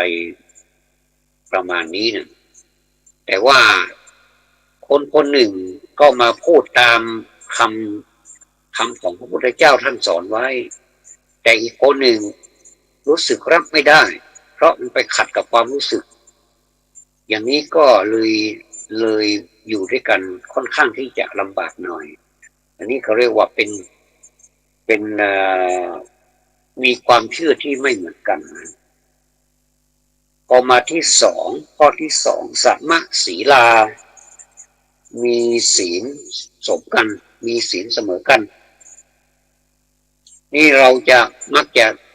ได้ดูจากสื่อนะไม่ว่าจะเป็น YouTube หรือว่าเป็น Facebook ต่างๆนี้มักจะใช้คำนี้แหละศีลเสมอกันถ้าศีลเสมอกันก็พบกันนะอย่างนี้มักจะเอามาเป็นสโลแกนในการเป็นสโลแกนของรายการก็ได้ไม่เป็นไร สัมมาศีลามีศีลสมกันคือศีลนี่คือความประพฤติความประพฤติเนี่ยคือศีลถ้าเราพูดเป็นภาษาบาลีว่าศีลเนี่ยรู้สึกคนจะกลัวนะศีลนี่จะต้องเป็นคนแบบว่าไม่ต้องดิ้นเลยใช่ไหมไม่ต้องใช้ไม่ต้องทำงานอะไรเลยใช่ไหมดิ้นพอถ้าดิ้นถ้าอย่างโน้นอย่างนี้ก็ถือว่าเป็นผิดศีลแล้วใช่ไหมไม่ใช่เข้าใจแบบนี้ไม่ใช่นะศีลคือความประพฤติคือยังทำงานได้ปฏิบัติหน้าที่ได้อย่างเป็นปกติก็แต่ว่ามีสิ่งที่กำกับอยู่เช่นกายก็ไม่เบียดเบียนใครนี่ไม่ทำร้ายร่างกายสัตว์อื่นคนอื่นหรือแม้กระทั่งทำลายทรัพย์สินของส่วนรวมอันนี้ก็ถือว่าถือว่าเป็นศีลเหมือนกันไม่ใช่ว่าจะเฉพาะเจาะจงไปเฉพาะสิ่งที่มีชีวิตสิ่งที่มีลมหายใจไม่ใช่สิ่งที่ไม่มีชีวิตเช่นสิ่งแวดล้อมต่างๆความสกปรกโสโครกต่างๆที่ควรจะช่วยกันดูแลช่วยกันทำคือจะต้องมีความสำนึกรับผิดชอบเหมือนกันรวมไปถึงสิ่งที่ไม่มีชีวิตด้วยนะสิ่งแวดล้อมต่างๆเนี่ยนะที่เรามักจะเห็นเวลามีแหล่งท่องเที่ยวเนี่ยนะแหล่งท่องเที่ยวในเวลา เขาทำความสะอาดก็น่าเห็นใจคนทำความสะอาดนะนักท่องเที่ยวมาก็ระเนระนาดเลยไม่รู้อะไรเป็นอะไรขยะบ้างอะไรต่างๆที่กินแล้วทิ้งไม่เป็นที่เป็นทางทั้งที่มีถังขยะนี่ก็ไม่ทิ้งไม่รู้เป็นอะไรกันถามจริงๆว่าเป็นโรคอะไรกันนะเราก็ไม่มีนะไม่มีแต่ว่าเราน้อยหนึ่งก็คือเราไม่ค่อยรู้สึกว่าเราทำอะไรลงไปอันนี้ก็ผิดศีลนะเป็นการรักษากายที่ไม่เป็นปกตินะการรักษากายเป็นปกตินี่ก็คือมีถังขยะก็กินเรียบร้อยแล้วก็เอาไปทิ้งในถังขยะพอเต็มแล้วเขาก็จัดการตามกระบวนการการทิ้งจัดการกับขยะนั่นดูแล้วมันก็สะอาดอยู่ตลอดแต่ถ้าช่วยกันทิ้งระเนระนาดไปหมดเนี่ยอย่างนี้นี่ดูแล้วมันปวดใจนะปวดใจที่ลึกอยู่เพราะว่าทำไมมนุษย์นี่เป็นผู้ใจสูงเนี่ยไม่จริงอะมั้งถ้าใจสูงจริงๆก็คงจะไม่ทำอย่างนี้เพราะฉะนั้นเราในฐานะที่เราเป็นมนุษย์เนี่ยไหนๆก็เป็นผู้ใจสูงแล้วเราก็ปฏิบัติหน้าที่ความเป็นมนุษย์จะดีกว่านะจะดีกว่าเนี่ยอันนี้ก็เป็นทางกายนะทางวาจานี่สิ่งแวดล้อมนี่ไม่ค่อยมีผลกระทบเท่าไหร่นะเพราะว่าเราด่าไปก็เท่านั้นนะไม่รู้สึกหรอกนะไม่รู้สึกหรอกแต่ว่าวาจานี่จะมีผลกระทบกับคนที่รู้เรื่องฟังเข้าหูแล้วมันไม่ถูกหูหรือว่าถูกหูเนี่ยแต่มันไม่สบายใจเกิดความขัดเคืองเกิดความโกรธกันขึ้นมาก็เกิดบันดาลโทสะมีมากนะยิ่งเดี๋ยวนี้ข่าวมีมากมายเลยบันดาลโทสะก็เลยคิดอะไรที่มันแบบสั้นๆไม่ได้คิดให้มันยาวๆให้มันคิดนับ1 ถึง 100นับ1 ถึง 100ยังไม่พอยังไม่หายก็นับ1 ถึง 500ถึงพันก็นับไปเดี๋ยวก็ความโกรธก็ลดลงอีกหรือว่าใช้วิธีอย่างอื่นใช้ความอดกลั้นอดทนอย่างนี้มันก็ใช้ได้นะอันนี้ก็ถือว่าเป็นการปฏิบัติธรรมะเหมือนกันนะเนี่ยถ้าเรามีหลายคนเหมือนกันนะเราสังเกตดูว่าเวลาฟ้าฝนไม่ตกนี่ก็ด่าฟ้าฝนบอกว่าไม่ตกทำไมไม่ตกพอฝนมันตกมาจริงๆแล้วก็ตกค่อนข้างที่จะมากด้วยแทนที่จะโอ้ชื่นใจนะเย็นดีนะกลับด่าฝนอีกบอกว่าทำไมตกมากจังเลยแล้วก็ด่าเป็นพลุสวาทอื่นๆอีกมากมายบางทีเราฟังไม่ได้เลยนะโ ตายอย่างนี้ก็มีไม่รู้จักไม่รู้สรรสร้างมาจากไหนนะมันพร่างพรูออกมาเลยนะอันนี้เขาไม่รู้ธรรมชาติเขาไม่รู้หรอกเราบอกว่าอย่าตกมันฟังเราไหมก็ตกมันเป็นเรื่องของธรรมชาติจะตกก็ตกไม่ตกก็ไม่ตกจะแดดก็ปล่อยเขาแดดไปเราเองก็รักษาสุขภาพของใครของมันแดดอย่างแดดเนี่ยนะตอนเช้าเนี่ยนะท่านบอกว่าให้ไปตากแดดสักหน่อยหนึ่งเวลาประมาณสัก8-9 โมงเนี่ยนะแต่ถ้าเลยนั้นไป10 โมง 11 โมงเที่ยงบ่ายอะไรเนี่ยไม่ไหวนะไปยืนตากแดดเดี๋ยวก็เป็นโรคเป็นลมอันนี้มันก็มีทั้งคุณมีทั้งไม่ใช่คุณนะเพราะฉะนั้นนี่เราต้องรู้จักใช้นะธรรมะนี่ก็ต้องรู้จักใช้ด้วยนะพูดถึงศีลตอนนี้พูดถึงศีลมีความประพฤติมีศีลธรรมมีทั้งศีลมีทั้งธรรมอย่างย่อๆก็คือเป็นเบญจศีล5 ข้อแล้วก็ธรรมเบญจธรรม5 ข้อนี่มีจรรยามีมารยาทนี่ก็ถือว่าเป็นศีลนะอย่าถือว่าตัวเองนี่แบบปอนไม่ต้องอะไรก็ได้ชาวบ้านธรรมดาถ้าคิดอย่างนั้นน่ะมันก็ได้แต่ถ้าไปทำก็ทำอย่าไปทำร่วมกับหมู่คณะเนี่ยมันแสดงมารยาทออกมาเนี่ยเขาก็เราดูแล้วมันก็น่าเกลียดแม้แต่เราเองทำเรายังน่าเกลียดเลยทำเองเลยเรายังติเตียนตัวเองได้เลยว่ามันน่าเกลียดแต่คนอื่นมองด้วยสายตามันก็น่าเกลียดไปใหญ่มารยาทพื้นฐานการอบรมการอบนะมีทั้งอบมีทั้งรมบางทีก็อบจนจะกรอบอยู่แล้วนะแต่ยังไม่รู้สึกเนี่ยนะก็ไปตามที่นายสั่งนั้นไปอบรมที่โน่นที่นี่ที่นั่นก็ไปตามคำสั่งอันนี้ก็มีพื้นฐานการอบรมถ้าเราพอเหมาะพอควรทำอะไรก็ให้มันพอเหมาะพอควรแล้วรู้สึกมีมารยาทเกรงอกเกรงใจและรู้สึกมีจิตสำนึกอย่างเนี้ยนะไม่ต้องสั่งสอนกันแล้วไม่ต้องก็คือมันมีความสุขนะเพราะต่างคนต่างมีความรู้นะบางทีมีความรู้แต่ไม่ประพฤติตามความรู้ตัวเองถือว่าไม่สมศักดิ์ศรีนะเหมือนการชกมวยเหมือนการแข่งขันกีฬาในเวลาล้มเนี่ยเขาเรียกว่าไม่สมศักดิ์ศรีนะโดยเฉพาะมวยเนี่ยนะถ้าชกไม่สมศักดิ์ศรีก็มีสิทธิ์ที่กรรมการจะไล่ลงทั้งคู่เลยนะอันนี้พูดถึงมวยนะเนี่ยจะต้องสอดคล้องกันพอเหมาะพอควรมันถึงจะไปกันได้ไม่ใช่จะวิเศษวิโสอะไรกันมากมายจนเคร่งจนตึงเลยเนี่ยมันก็ไม่ใช่นะก็พอสมควรแก่ความเป็นคนนะเพราะว่าเราเป็นคนร่วมชีวิตนะเรียกเป็นคนร่วมชีวิตด้วยกันคือคนกับคนนะตอนนี้เรากำลังพูดถึงคนกับคนนะเรียกว่า people and people เนี่ยนะก็คือคนกับคนอยู่ด้วยกันเนี่ยมันจะต้องมีระเบียบมีศีลมีความประพฤติเสมอกันพอสมควรเนี่ยก็พออยู่กันได้นะแต่ถ้ามันสุดโต่งแล้วคนหนึ่งประพฤติดีเหลือเกินแต่อีกคนหนึ่งนี่ก็ตามไปรังควานเนี่ยนะหรือว่าทำลายไปนะคนหนึ่งควานคนหนึ่งเรี่ยราดทำสกปรกเลอะเทอะอย่างนี้เป็นต้นเนี่ยก็แค่นี้ก็ถือว่าเป็นการผิดศีลแล้วนะทางกายดีนะทางกายทางวาจาก็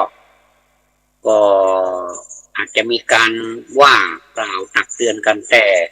บางทีก็ตักเตือนได้มันก็ดีไปนะ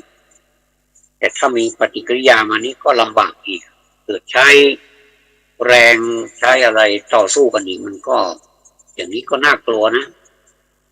ท่านบอกว่าถ้าอย่างนี้เราก็เป็นฝ่ายหลีกดีกว่าเพราะว่าต่างคนต่างมีไฟโทสะนี่นะราคะโทสะขี้นี่นะเข้าชนกันมันก็ไม่ไหวนะก็อดทนได้ก็อดทนไปดีกว่านะข้อ3สัมมาจาคามีจาคะเสมอกันหรือว่าสมกันจาคะนี่มันมีความหมายมากกว่าทานนะถ้าทานนี่การให้ในจาคะนี่คือการเสียสละนะมันความหมายมันลึกและการประพฤติมันก็ลึกกว่า ลึกกว่าการทานธรรมดามีจาคะสมกันก็คือมีความเอื้อเฟื้อเผื่อแผ่กันมีความโอบอ้อมอารีความมีใจกว้างไม่ใจแคบนะความเสียสละความพร้อมที่จะช่วยเหลือเกื้อกูลผู้อื่นพอกลมกลืนกันไม่ขัดแย้งบีบคั้นกันไม่ใช่จะให้เขาจาค่าอย่างเดียวนะตัวเองก็จาค่าด้วยนะต่างคนก็ต่างมีความจาค่านี่เหมือนกันอย่าปล่อยให้ฝ่ายใดฝ่ายหนึ่งจาค่าไปคนเดียวแต่ว่าตัวเองนี่ไม่ต้องจาค่าก็ได้อย่างนี้นะในสังคมนี้รู้สึกจะมีเยอะเหลือเกินเพราะฉะนั้นนี่ขอบอกกล่าวหรือว่าขอประชาสัมพันธ์ดีกว่าประชาสัมพันธ์มันได้เยอะดีนะบอกกล่าวให้ท่านผู้เป็นประชาชนทั้งหลายเนี่ยนะให้มีความเสียสละความเสียสละนี่รู้สึกมันใหม่ๆมันก็รู้สึกจะยากนะเพราะว่าคนเรานี่มันมีความตระหนี่เป็นทุนเดิมอยู่แล้วเนี่ยอย่างเช่นคนมีอาหารหรือว่ามีอะไรที่ทานอร่อยเนี่ยนะไม่ว่าจะเป็นกับข้าวเป็นของข้าวของหวานไม่ว่าจะเป็นของใช้ไม่สอยเนี่ยถ้าเป็นของตัวเองแล้วก็มักจะไม่เผื่อแผ่ใครก็กินเองใช้เองบางทีก็มากมายเหลือเกินนะมากมายจนล้นเลยนะก็บางทีก็นอนกอดอยู่นะนอนกอดสมบัติอยู่ไม่เห็นมีเสียสละสักทีหนึ่งอย่างนี้เราก็ไม่ได้ว่านะแต่ว่าเราเสียดายแทนนะว่าแทนที่จะสิ่งของต่างๆนั่นก็เอาไปช่วยเหลือเกื้อกูลคนอื่นที่เขาไม่มีโอกาสที่จะมีที่เขาหิวโหยที่เขาอดอยากนะได้บุญเยอะเลยไม่เชื่อก็ทำดูสิไม่เชื่อก็ทำบางคนนะบางคนนี่ให้เรามันมีนะบางทีก็ขอเราเนี่ยนะขอเรานี่ไปเป็นผู้นำทางไปส่งก็ไม่รู้จักที่ว่าอยู่ตรงไหนเนี่ยนะโอ้เป็นไปได้เลยเนี่ยท่านจะเชื่อหรือไม่ก็แล้วแต่นะบางคนเนี่ยนะไม่ถามแม้กระทั่งน้ำจะสักขวดนี่ไม่มีเลยอันนี้ก็เกินไปก็ถือว่าเราก็ทนได้นะพอกลับมาแล้วเราก็ไปหากินเองก็ไม่เห็นจะต้องไปพยาบาทไม่ต้องไปสร้างเวรสร้างกรรมอะไรต่อเราก็ถือว่าคงจะเป็นกรรมนะเป็นกรรมเก่าของเราละมั่งเนี่ยมันมาใช้เราในชาตินี้นะก็หมดเวรกันไปนะไม่ต้องไปถือผูกเจ็บนะหรือว่าเจ็บใจอะไรเรียกว่าพยาบาทแต่พูดถึงว่าความเสียสละเนี่ยนะโอ้มันน่าจะมีหน่อยหนึ่งเรานี่เพราะฉะนั้นนี่ใครที่ยังมีความตระหนี่เนี่ยเป็นทุนอยู่เนี่ยนะก็ลองมาแปลเปลี่ยนเป็นความเสียสละคงจะดีไม่น้อยนะสังคมนี้คงจะดีขึ้นอีกมากเลยล่ะเพราะว่าในสังคมเนี่ยมันต้องการคนเสียสละไม่ว่าจะเป็นเสียสละเวลาเสียสละทรัพย์เสียสละความรู้เสียสละอะไรต่ออะไรอีกมากมายเนี่ยซึ่งในสังคมนี่มันคนเรานี่นะเป็นคนเนี่ยมันไม่ใช่จะมีทุกอย่างเสมอไปไม่ใช่มันจะต้องมีคล่องบ้างมีเต็มบ้างนะคนเราเนี่ยมันจะรู้ไปหมดทุกอย่างมันจะมีไปหมดทุกอย่างนี่เป็นไปไม่ได้นะอันไหนที่เขาคล่องเนี่ยเราก็เติมเต็มให้ได้อันไหนที่เราคล่องเนี่ยเขาก็เติมเต็มให้ได้แต่บางคนนี่รอคนอื่นเข้ามาเติมเต็มให้อย่างเดียวแต่ตนเองเนี่ยเมื่อมีโอกาสจะไปเติมเต็มให้เขานี่ ไม่ตนีทั้งที่รู้อยู่นะว่าเรารู้อยู่นะว่าเป็นยังไงแต่เขาก็ไม่รู้สึกหรอกอันนี้ก็เรียกว่าธรรมชาติทำให้มันเกิดความไม่ได้ฝึกนะไม่ได้ฝึกให้เป็นคนเอื้ออารีหรือว่าเป็นคนเสียสละเนี่ยมันก็เลยกลายเป็นแบบความคุ้นเคยทีนี้ความคุ้นเคยเนี่ยทำให้ไม่รู้สึกอะไรก็เสียสละดีกว่านะท่านสาธุชนเสียสละท่านสาธุชนมาฟังนี่ก็ด้วยความเสียสละเวลานี้อาตมาก็เสียสละคำพูดนะเสียสละแม้กระทั่งเวลาเราจะกินข้าวนี่ถ้าเวลามันถึงเวลามาแล้วนี่เราก็ต้องเสียสละนะแล้วก็ไม่กินเดี๋ยวหลังจากรายการนี้เสร็จสิ้นลงไปแล้วหมดเวลาแล้วเราค่อยไปกินอันนี้ก็ถือว่าเป็นการเสียสละถือว่าเป็นหน้าที่นะเสียสละนี้ถือว่าเป็นหน้าที่อย่างหนึ่งนะไม่ใช่ว่าเป็นแบบธรรมะลอยๆธรรมะที่ปฏิบัติไม่ได้นี่ไม่ใช่ทุกอย่างนี้เป็นธรรมะที่ปฏิบัติได้กันทั้งนั้นเลยนะถ้าเป็นอาหารก็เป็นอาหารเลิศรสถ้าเป็นสิ่งของก็เป็นสิ่งของเครื่องใช้ที่ดีมากๆมีคุณภาพนะข้อ4สัมมปัญญามีปัญญาสมกันมีปัญญาเสมอกันนี่ก็คือรู้เหตุรู้ผลเข้าใจกันอย่างน้อยที่สุดนะอย่างน้อยที่สุดก็พูดกันรู้เรื่องพูดกันรู้เรื่องไม่ถึงกับไปเลอะเพอร์เฟกต์อะไรมากมายไม่ใช่ว่าจะไปบีบบังคับมีปัญญาอย่างโน้นอย่างนี้อย่างนั้นไม่ใช่คนเรานี่เกิดมานี่มันมีความรู้ไม่เหมือนกันนะไม่เสมอกันแต่ว่า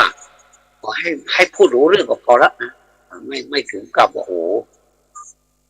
ให้เหมือนกันหมดมันก็เป็นไปไม่ได้เพราะว่าอะไรเพราะว่าคนเรานี่สร้างบารมีมาไม่เท่ากันแต่ขอให้พอรู้เรื่องฟังกันบ้างแค่นั้นเองสิ่งไหนที่รู้ก็ขอให้รู้บ้างสิ่งไหนที่ควรที่จะสละแบ่งปันปัญญากันเนี่ยท่านเรียกว่าเป็นทานอย่างเป็นก็เรียกว่าถ้าให้เป็นทานอย่างหนึ่งเรียกว่าเป็นธรรมทานเป็นธรรมทานนี่ธรรมะนี่เราให้ธรรมะกันเนี่ยทุกเมื่อเชื่อวันเนี่ยนะคนก็จะเกิดปัญญาปัญญานี่เป็นสิ่งที่ประเสริฐนะแม้แต่แสงสว่างนี่ก็ยังไม่เท่าปัญญาเลยนะเรียกว่านาทีปัญญาสมาอาภาก็คือแสงสว่างเสมอด้วยปัญญาไม่มีนะก็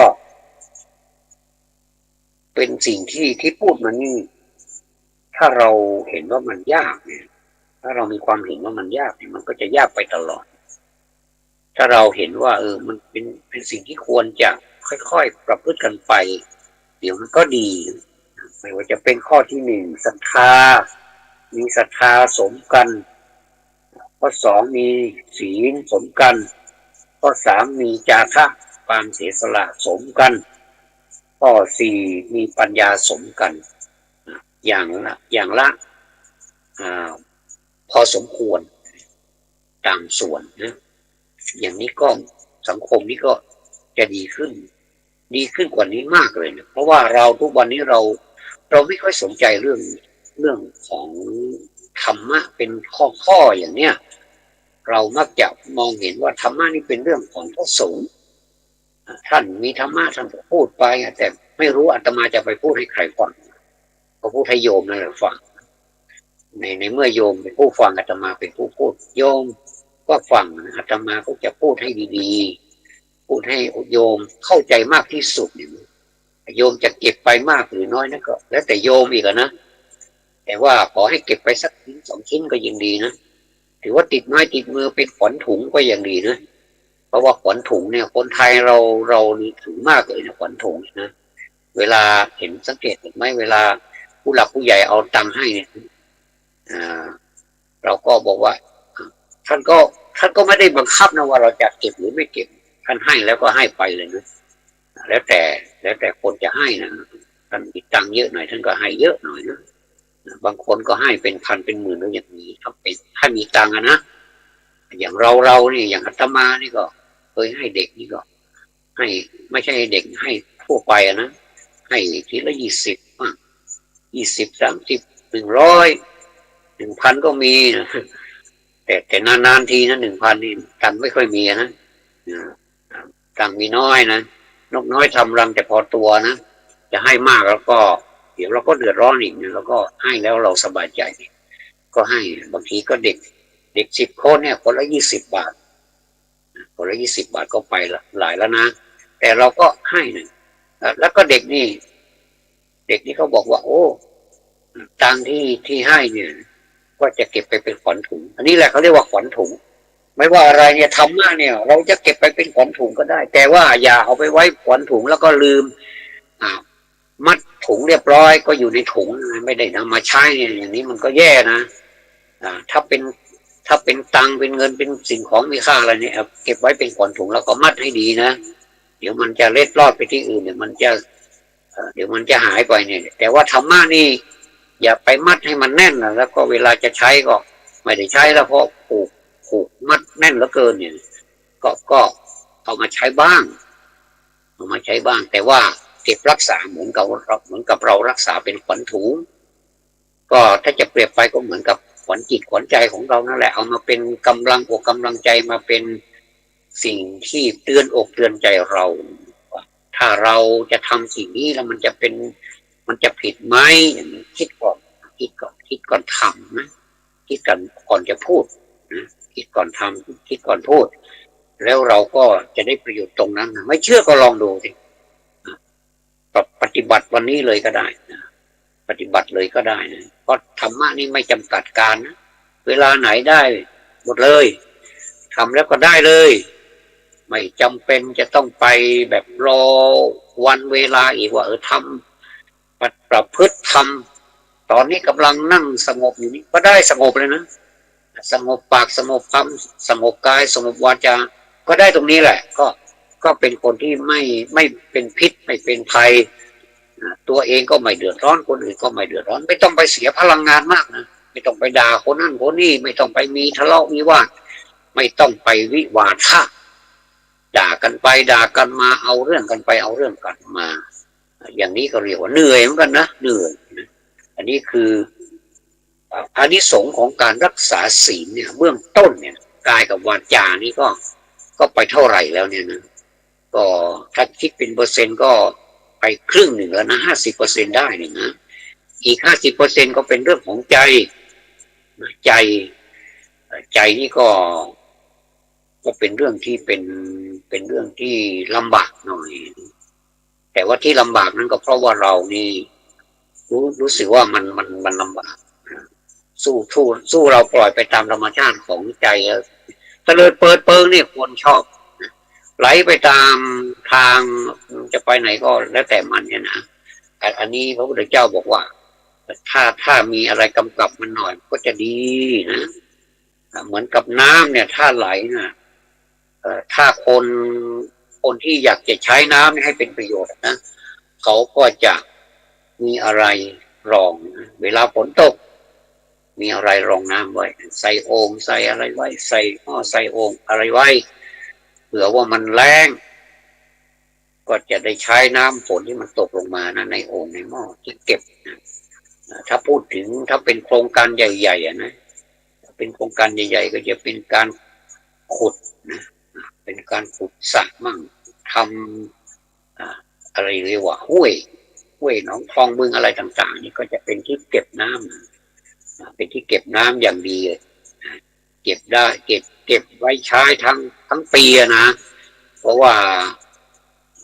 ฝนมันตกมามันมีปริมาณมากเนี่ยนะมันก็สามารถที่จะใช้ได้ทั้งปีนะอันนี้คือความฉลาดของมนุษย์สิ่งธรรมชาติที่เขามอบให้เราเนี่ยนะแทนที่มันจะไหลไปแล้วก็มันก็ซึมมันก็หายไปแล้วก็เป็นแห้งแล้งเหมือนเดิมเนี่ยนะเราก็เก็บมันไว้ใช้อันนี้คือความฉลาดของมนุษย์เนี่ยศีลธรรมก็เหมือนกันอ่ะผู้ใดฉลาดเอาผู้ใดฉลาดปฏิบัติมันก็เก็บไปได้ทั้งปีนะ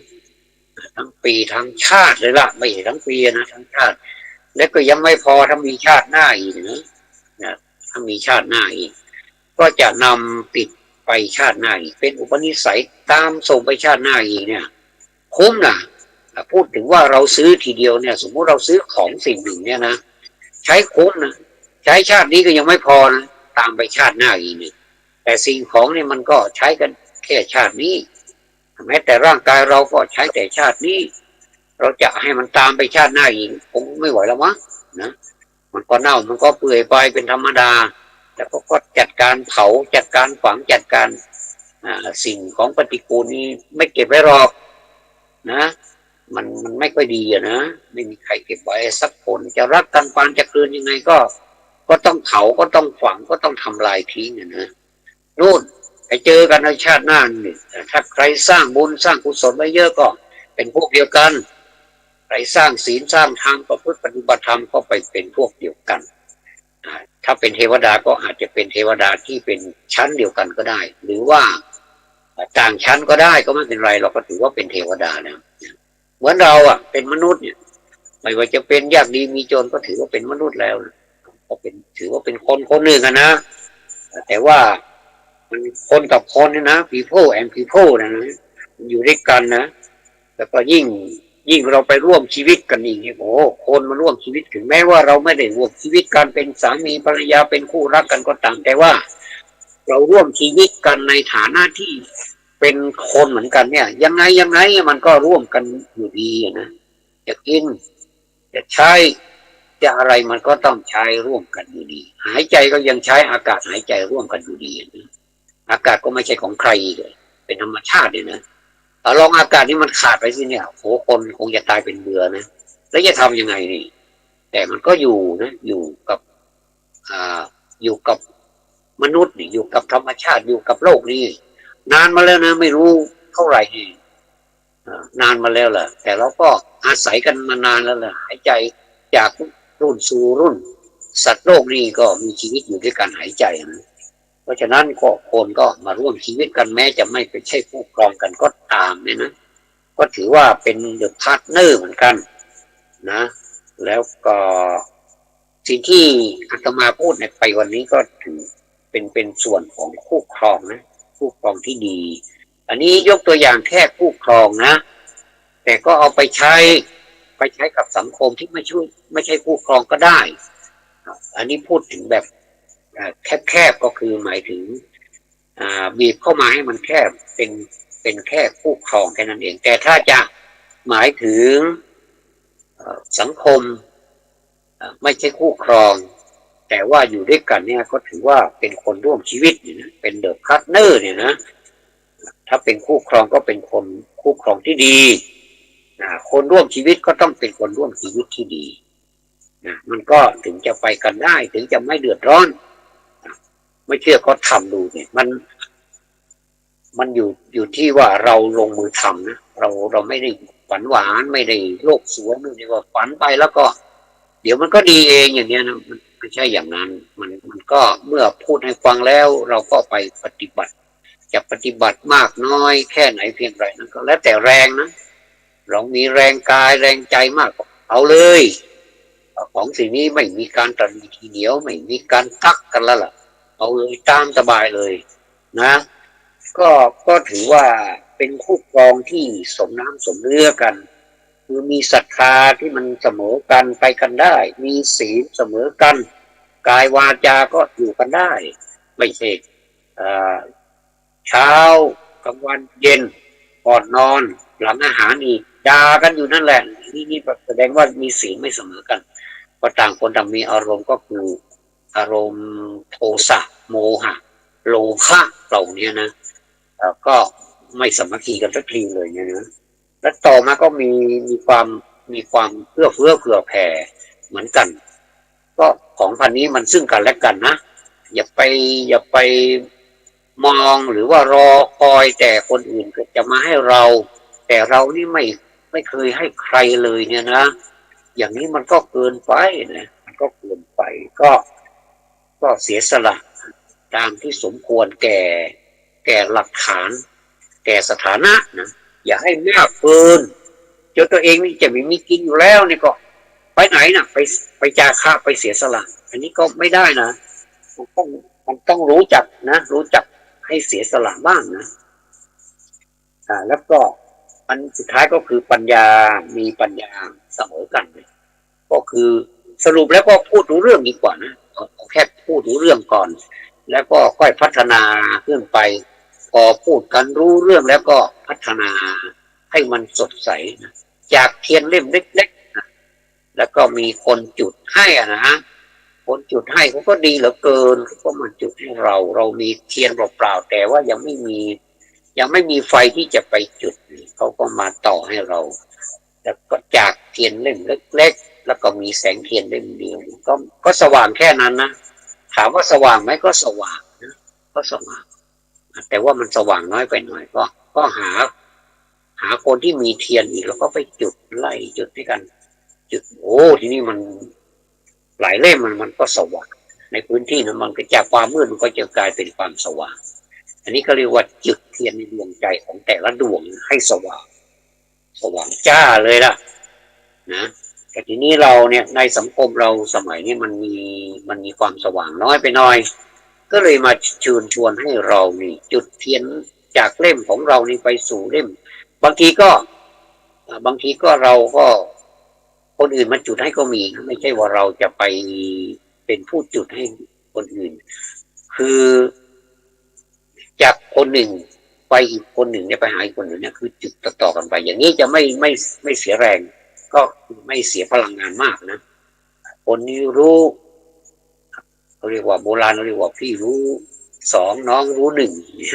ก็คือรู้แล้วก็ไปให้คนอื่นรู้อีกก็เราจุดเทียนให้เขาสว่างอีกนะมันก็จะสว่างกันไปทั้งประเทศนี้จุดเทียนในเวลาเดียวกันอยู่โอ้ทั้งประเทศนี้สว่างเลยนะทีนี้มาข้อขอนี่คงจะได้นิดเดียวเองนะข้อขอก็คือคู่ชื่นชมคู่รักกรรมอันนี้น่าสนเหมือนกันนะนี่เราเอาไว้ถ้ามันไม่จบเราก็จะต่อในโอกาสต่อไปนะคู่ชื่นชมคู่รักกรรมนี่มันคืออย่างไรอันนี้พูดแล้วงงนะก็คือคู่บุญคู่กรรมนั่นแหละนะแปลความง่ายๆก็เป็นคู่บุญคู่กรรมคือคู่ครองที่มีคุณธรรมนะลักษณะนิสัยความประพฤติปฏิบัตินะการแสดงออกต่อกันที่ทำให้เกื้อกูลกันหรือถูกกันเนี่ยก็มีนะต้องยอมทนกันหรืออยู่กันอย่างขมขื่นก็มีนะมันมีหลายประเภทคือคู่ชื่นชมคู่รักกรรมอยู่ในกรณีนี้ท่านแสดงภรรยาอันนี้เอาภรรยานะเป็นกรณียกตัวอย่างแสดงถึงภรรยาประเภทต่างๆมี7ประการด้วยกันนะวันนี้ถ้าไม่จบนี่เดี๋ยวจะเอามาต่อ1เป็นภาษาบาลีวัฏกาภริยาก็คือภรรยาเยี่ยมเพชฌฆาตโอ้อันนี้น่ากลัวนะอันนี้น่ากลัวคือภรรยาที่ไม่ได้อยู่กินด้วยความพอใจดูหมิ่นเหยียดหยามและคิดทำลายสามีอันนี้ก็เรียกว่ามีโอกาสที่จะถูกเฉือนเมื่อไหร่ก็ได้ถูกทำร้ายเมื่อไหร่ก็ได้ถูกฆ่าเมื่อไหร่ก็ได้นี่ก็เรียกว่าเป็นเพชฌฆาตก็คือเป็นมือสังหารนั่นเองนะต่อมาโจรีภริยานี่ก็คือภรรยาเยี่ยมโจรหัวนี่น่ากลัวเหมือนกันก็คือภรรยาชนิดที่ล้างผลาญทรัพย์สมบัติมีเท่าไหร่ก็ปล้นไปหมดเลยอย่างเนี้ยนะสามีหามานี่ด้วยหยาดเหงื่อแรงงานนี่นะแทนที่จะเก็บนะ100ก็เก็บได้นะถ้าคนฉลาดจะเก็บนะก็จ่ายไปสัก80ก็ยังมี20นะแต่ถ้าสามารถทำได้ครึ่งนะจ่าย50แล้วก็เหลือ50อันนี้ยังถือว่าใช้ได้อยู่นะขอให้เก็บนะให้เก็บเถอะเนี่ยอันนี้ไม่เป็นอย่างนั้นนะมีเท่าไหร่ปล้นกันหมดเลยอันนี้เรียกว่าภรรยาที่เป็นเยี่ยมโจรภรรยาที่3คืออายาภรรยาเยี่ยงนายคือเป็นภรรยาที่เกียจคร้านนะเกียจคร้านไม่ใส่ใจการงานปากร้ายอีกต่างหากแล้วก็หยาบคายอีกแล้วก็ชอบข่มสามีอันนี้ก็ไปไม่ไหวเหมือนกันนะนี่ก็เรียกว่าภรรยาเป็นเยี่ยงนาย สี่มาตาภริยาภรรยาเยี่ยงภรรยาภรรยาเยี่ยงมารดานะขออภัยภรรยานี้เยี่ยงมารดาก็เหมือนแม่นะมีภรรยาก็เหมือนมีแม่มีเมียก็เหมือนมีแม่ที่เขาพูดกันนั่นแหละภรรยานี้เป็นภรรยาที่หวังดีเสมอไม่เราที่พูดกันนี่เราเข้าใจเหมือนกับพูดแดกดันนะหรือว่าพูดแบบเปรียบเปรยแต่ความจริงภรรยาชนิดนี้ภรรยาเยี่ยงมารดานี่ดีนะเป็นภรรยาที่มีความหวังดีเสมอคอยห่วงใยเอาใจใส่สามีหาทรัพย์มาได้ก็เอาใจใส่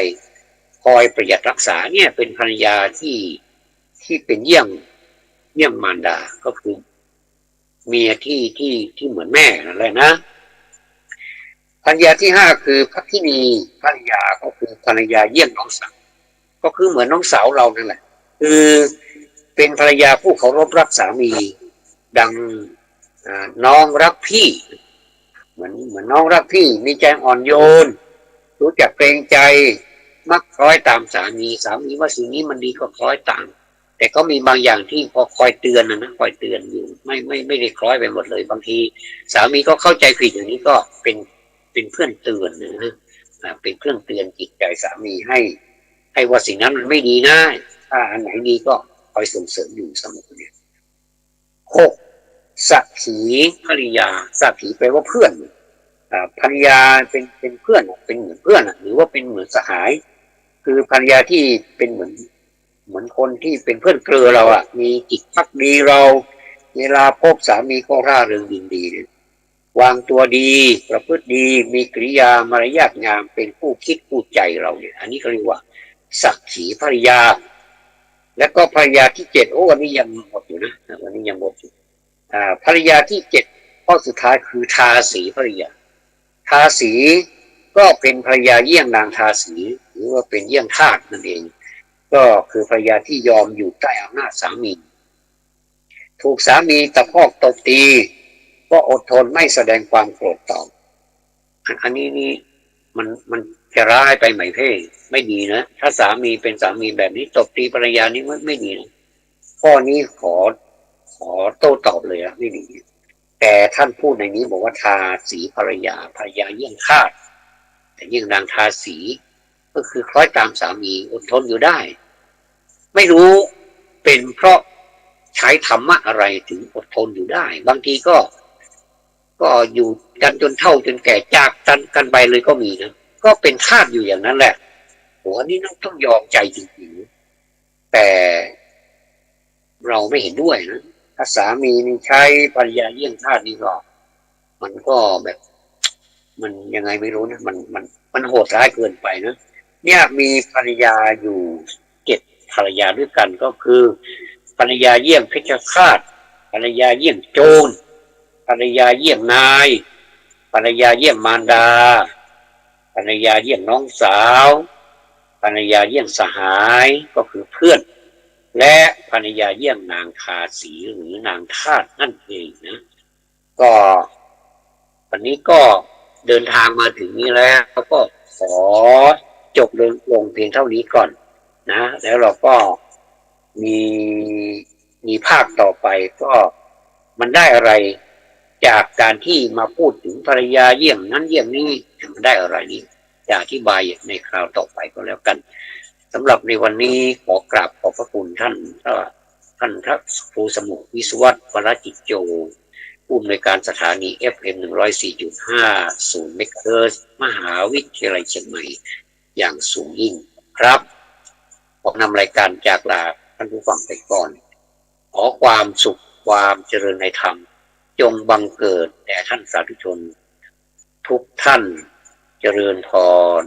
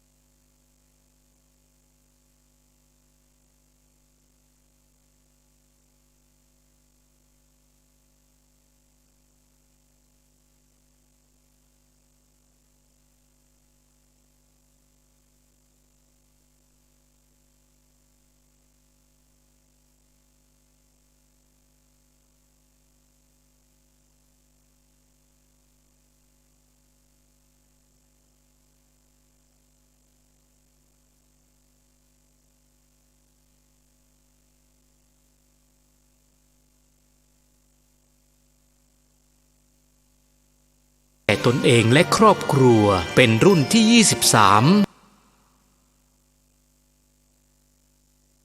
รุ่นเสริมสรรพมงคลอุปสมบทณวัดพระสิงห์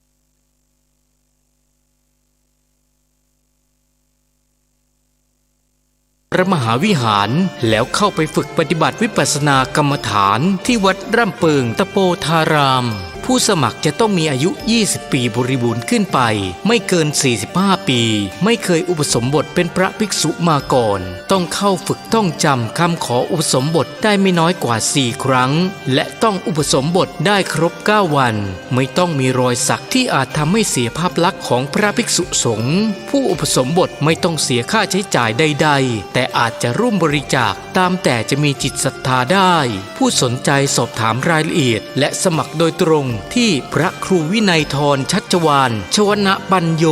ผู้ช่วยเจ้าอาวาสวัดพระสิงห์วรมหาวิหารโทร 0818828129 หรือที่นายพยูนมีทองคำประธานกรรมการมูลนิธิโทร 0897007939 ตั้งแต่บัดนี้จนถึงวันศุกร์ที่ 13 พฤษภาคม 2565 นี้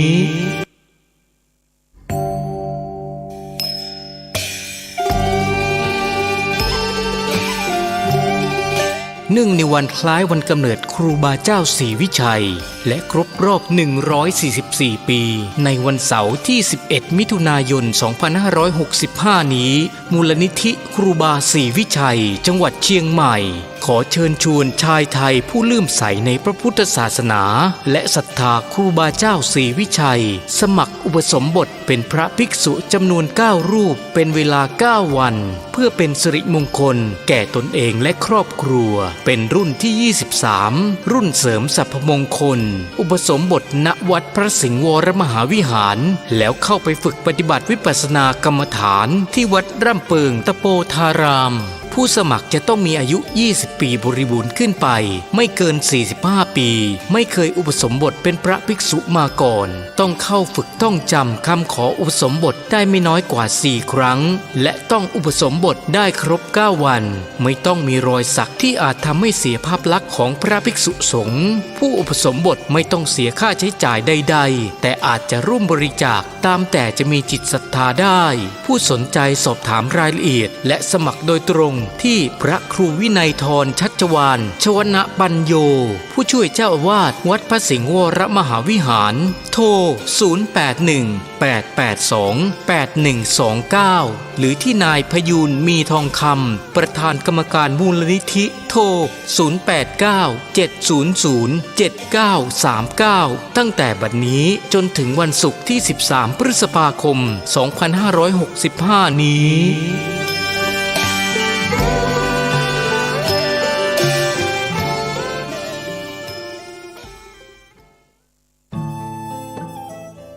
ท่านกำลังติดตามรับฟังสถานีวิทยุกระจายเสียงพระพุทธศาสนาแห่งชาติและสังคม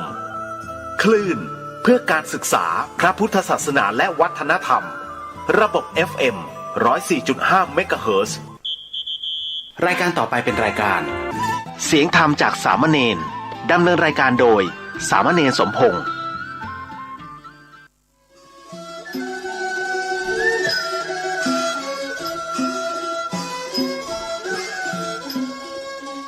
ทั้งโลกนี้มีธรรม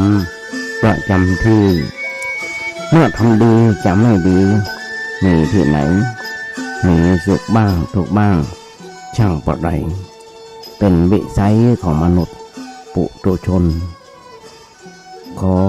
กราบไหว้สาวครูบาอาจารย์ทุกท่านขอเจริญพรศรัทธาญาติโยมผู้ใฝ่ในศีลในธรรมทั้งหลายมาแล้วมาแหมแล้วรายการเสียงธรรมจากเนนน้อยสังเดือจากวัดประแดงทั้งนี้โดยการนำของนั้นพระครูโคสิทธิ์ปริยัติยาพรเจ้าวัดวัดประแดงเจ้าคณะตำบลสุเทพเขต 1เป็นประจำทุกวันพุธจาก 10 โมงจนถึง 11 โมงโดยประมาณมาสามเณรสมพงษ์นั่งดำเนินในการอยู่ที่วัดประแดงส่งเสียงมายังสถานีวิทยุ FM 104.5 ของวัดไฟหินซึ่งทางวัดไฟหินก็มีธรรมโกปริยัติสมุวิสุวัตวรกิจโจรให้สถานีเมตตาธรรมาภาพได้มีโอกาสฝึกมีโอกาสหัดในการน้อมนำเอาน้ำดำคำสอนองค์พระสัมมาสัมพุทธเจ้ามามาจากญาติโยมทั้งหลายได้ฟังกันแบบนี้เป็นประจำมีข้อแม้ถ้าทางวัดไฟหินทางสถานีมันมีการได้ทอดสดเราก็จะได้พบปะกันสถานีวิทยุ FM 104.5 ของวัดไฟหินนั้นก่อตั้งโดยท่านพระครูปริยัติยานุศาสตร์อดีตรองเจ้าคณะอำเภอเมืองจังหวัดเชียงใหม่อดีตเจ้าคณะตำบลสุเทพถ้าจำไม่ผิดผู้ก่อตั้งมานี่ได้10 กว่าปีเพราะฉะนั้นญาติโยมหุ้นส่วนธรรมทั้งหลายมาภาพเองในโอกาส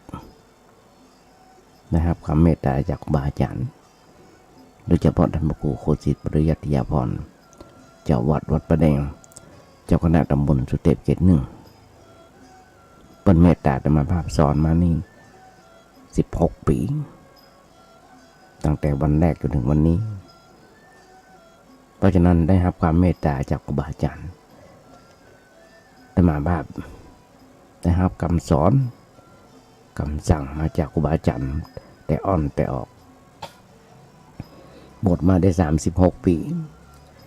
พระถึงบอกตั้งแต่วันแรกว่าอยู่วัดจะไปอยู่บ่ได้มันไว้พระสวดโยโกห้อง แล้วนำทางคำสอนขององค์พระสัมมาสัมพุทธเจ้ามามาจ่ายญาติโยมฟังพ้องมาได้ปฏิบัติตามนั้นมาโดยตลอดทุกวันเพราะฉะนั้นญาติโยมหุ้นส่วนธรรมทั้งหลายหายดีที่ห่างผิดถูกญาติโยมก็ตำหนิติชมกันได้ทุกวันญาติโยมทั้งหลายจาก 4 โมงมาแรงจนถึง 2 ทุ่มจนมาภาพเอาเทปที่บันทึกไว้เปิดให้ญาติโยมฟังทางเทคโนโลยีโดยเฉพาะโทรศัพท์ทาง YouTube พิมพ์เข้าไปว่าเน้นน้อยสังเดือ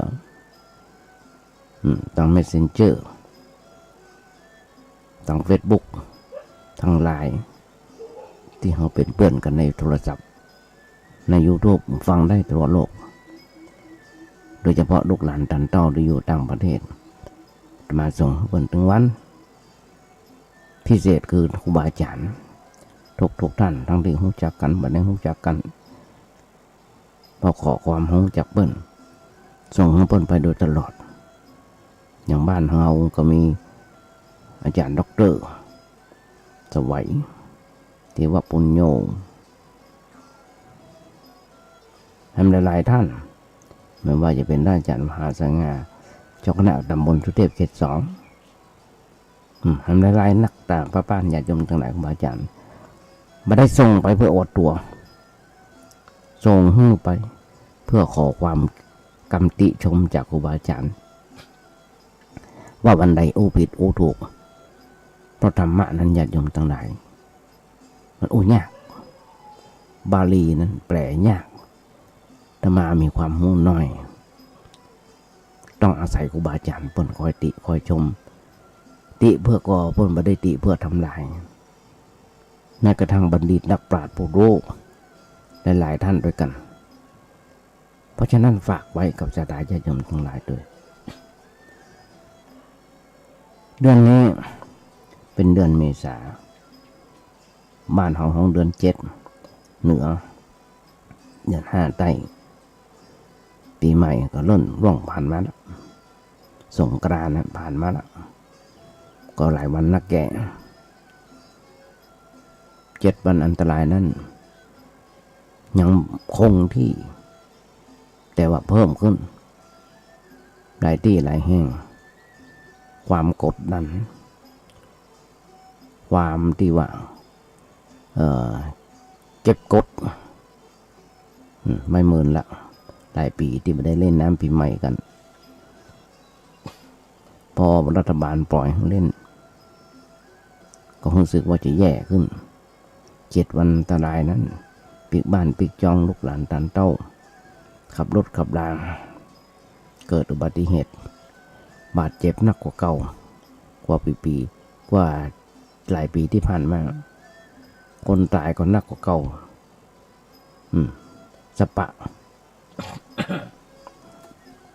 เพราะความเก็บกดของคนเราญาติโยมทั้งหลายตำนานได้อู้เป็นบทกลอนว่าถ้าโลกนี้มีธรรมประจำที่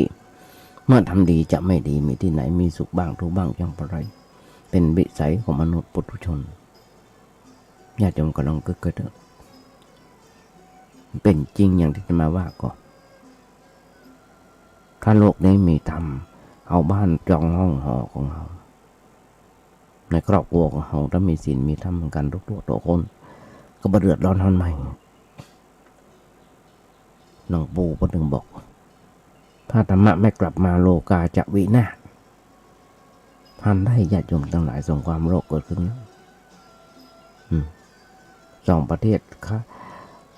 สู้รบปรบมือกันในกระทั่งประเทศไทยก็เดือดร้อนไปด้วย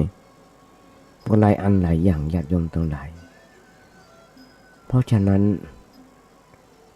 อันอย่างพ่องเราก็มันย้อนรอยถอยความ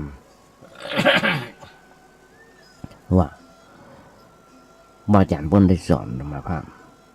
อย่างเช่นพระครูนั้นท่านพระครูเจ้าวาดท่านพระครูศิษย์จึงบอกในเป็นคนแรกเป็นท่านแรกที่สอนธรรมภาพในการดำเนินชีวิตในการดำเนินรายการวิทยุทำหลายท่านสอนธรรมามีหัวหนังสือนั่นก็คือพระอธิการอินแก้วอดินโทหรือว่าครูบาอ่างเจ้าวาด 40 กว่าปีที่ผมสอนมาเพราะฉะนั้นญาติโยมทั้งหลายคนเราต้องมีครูคนแรกและครูคนสุดท้ายครูคนแรกก็คือพระองค์แรกคือพระพุทธเจ้าครูคนแรกหมอคนแรกคนไม่ใช่คนแรกแม่ครัวคนแรกธนาคารคนแรกที่ว่า6 อย่างตำแหน่ง6ที่เป็นที่แรกในชีวิตของเราอยู่ในคนเดียวกันพระองค์แรกครูคนแรกหมอคนแรกคนใจคนแรกแม่ครัวคนแรกไปพอธนาคารคนแรก6 ข้อเนี่ยญาติโยมทั้งหลายอยู่ในตัวคนเดียวกันนั่นคือพ่อกับแม่พระน้ำนางเท้าสะเก้าดำหัว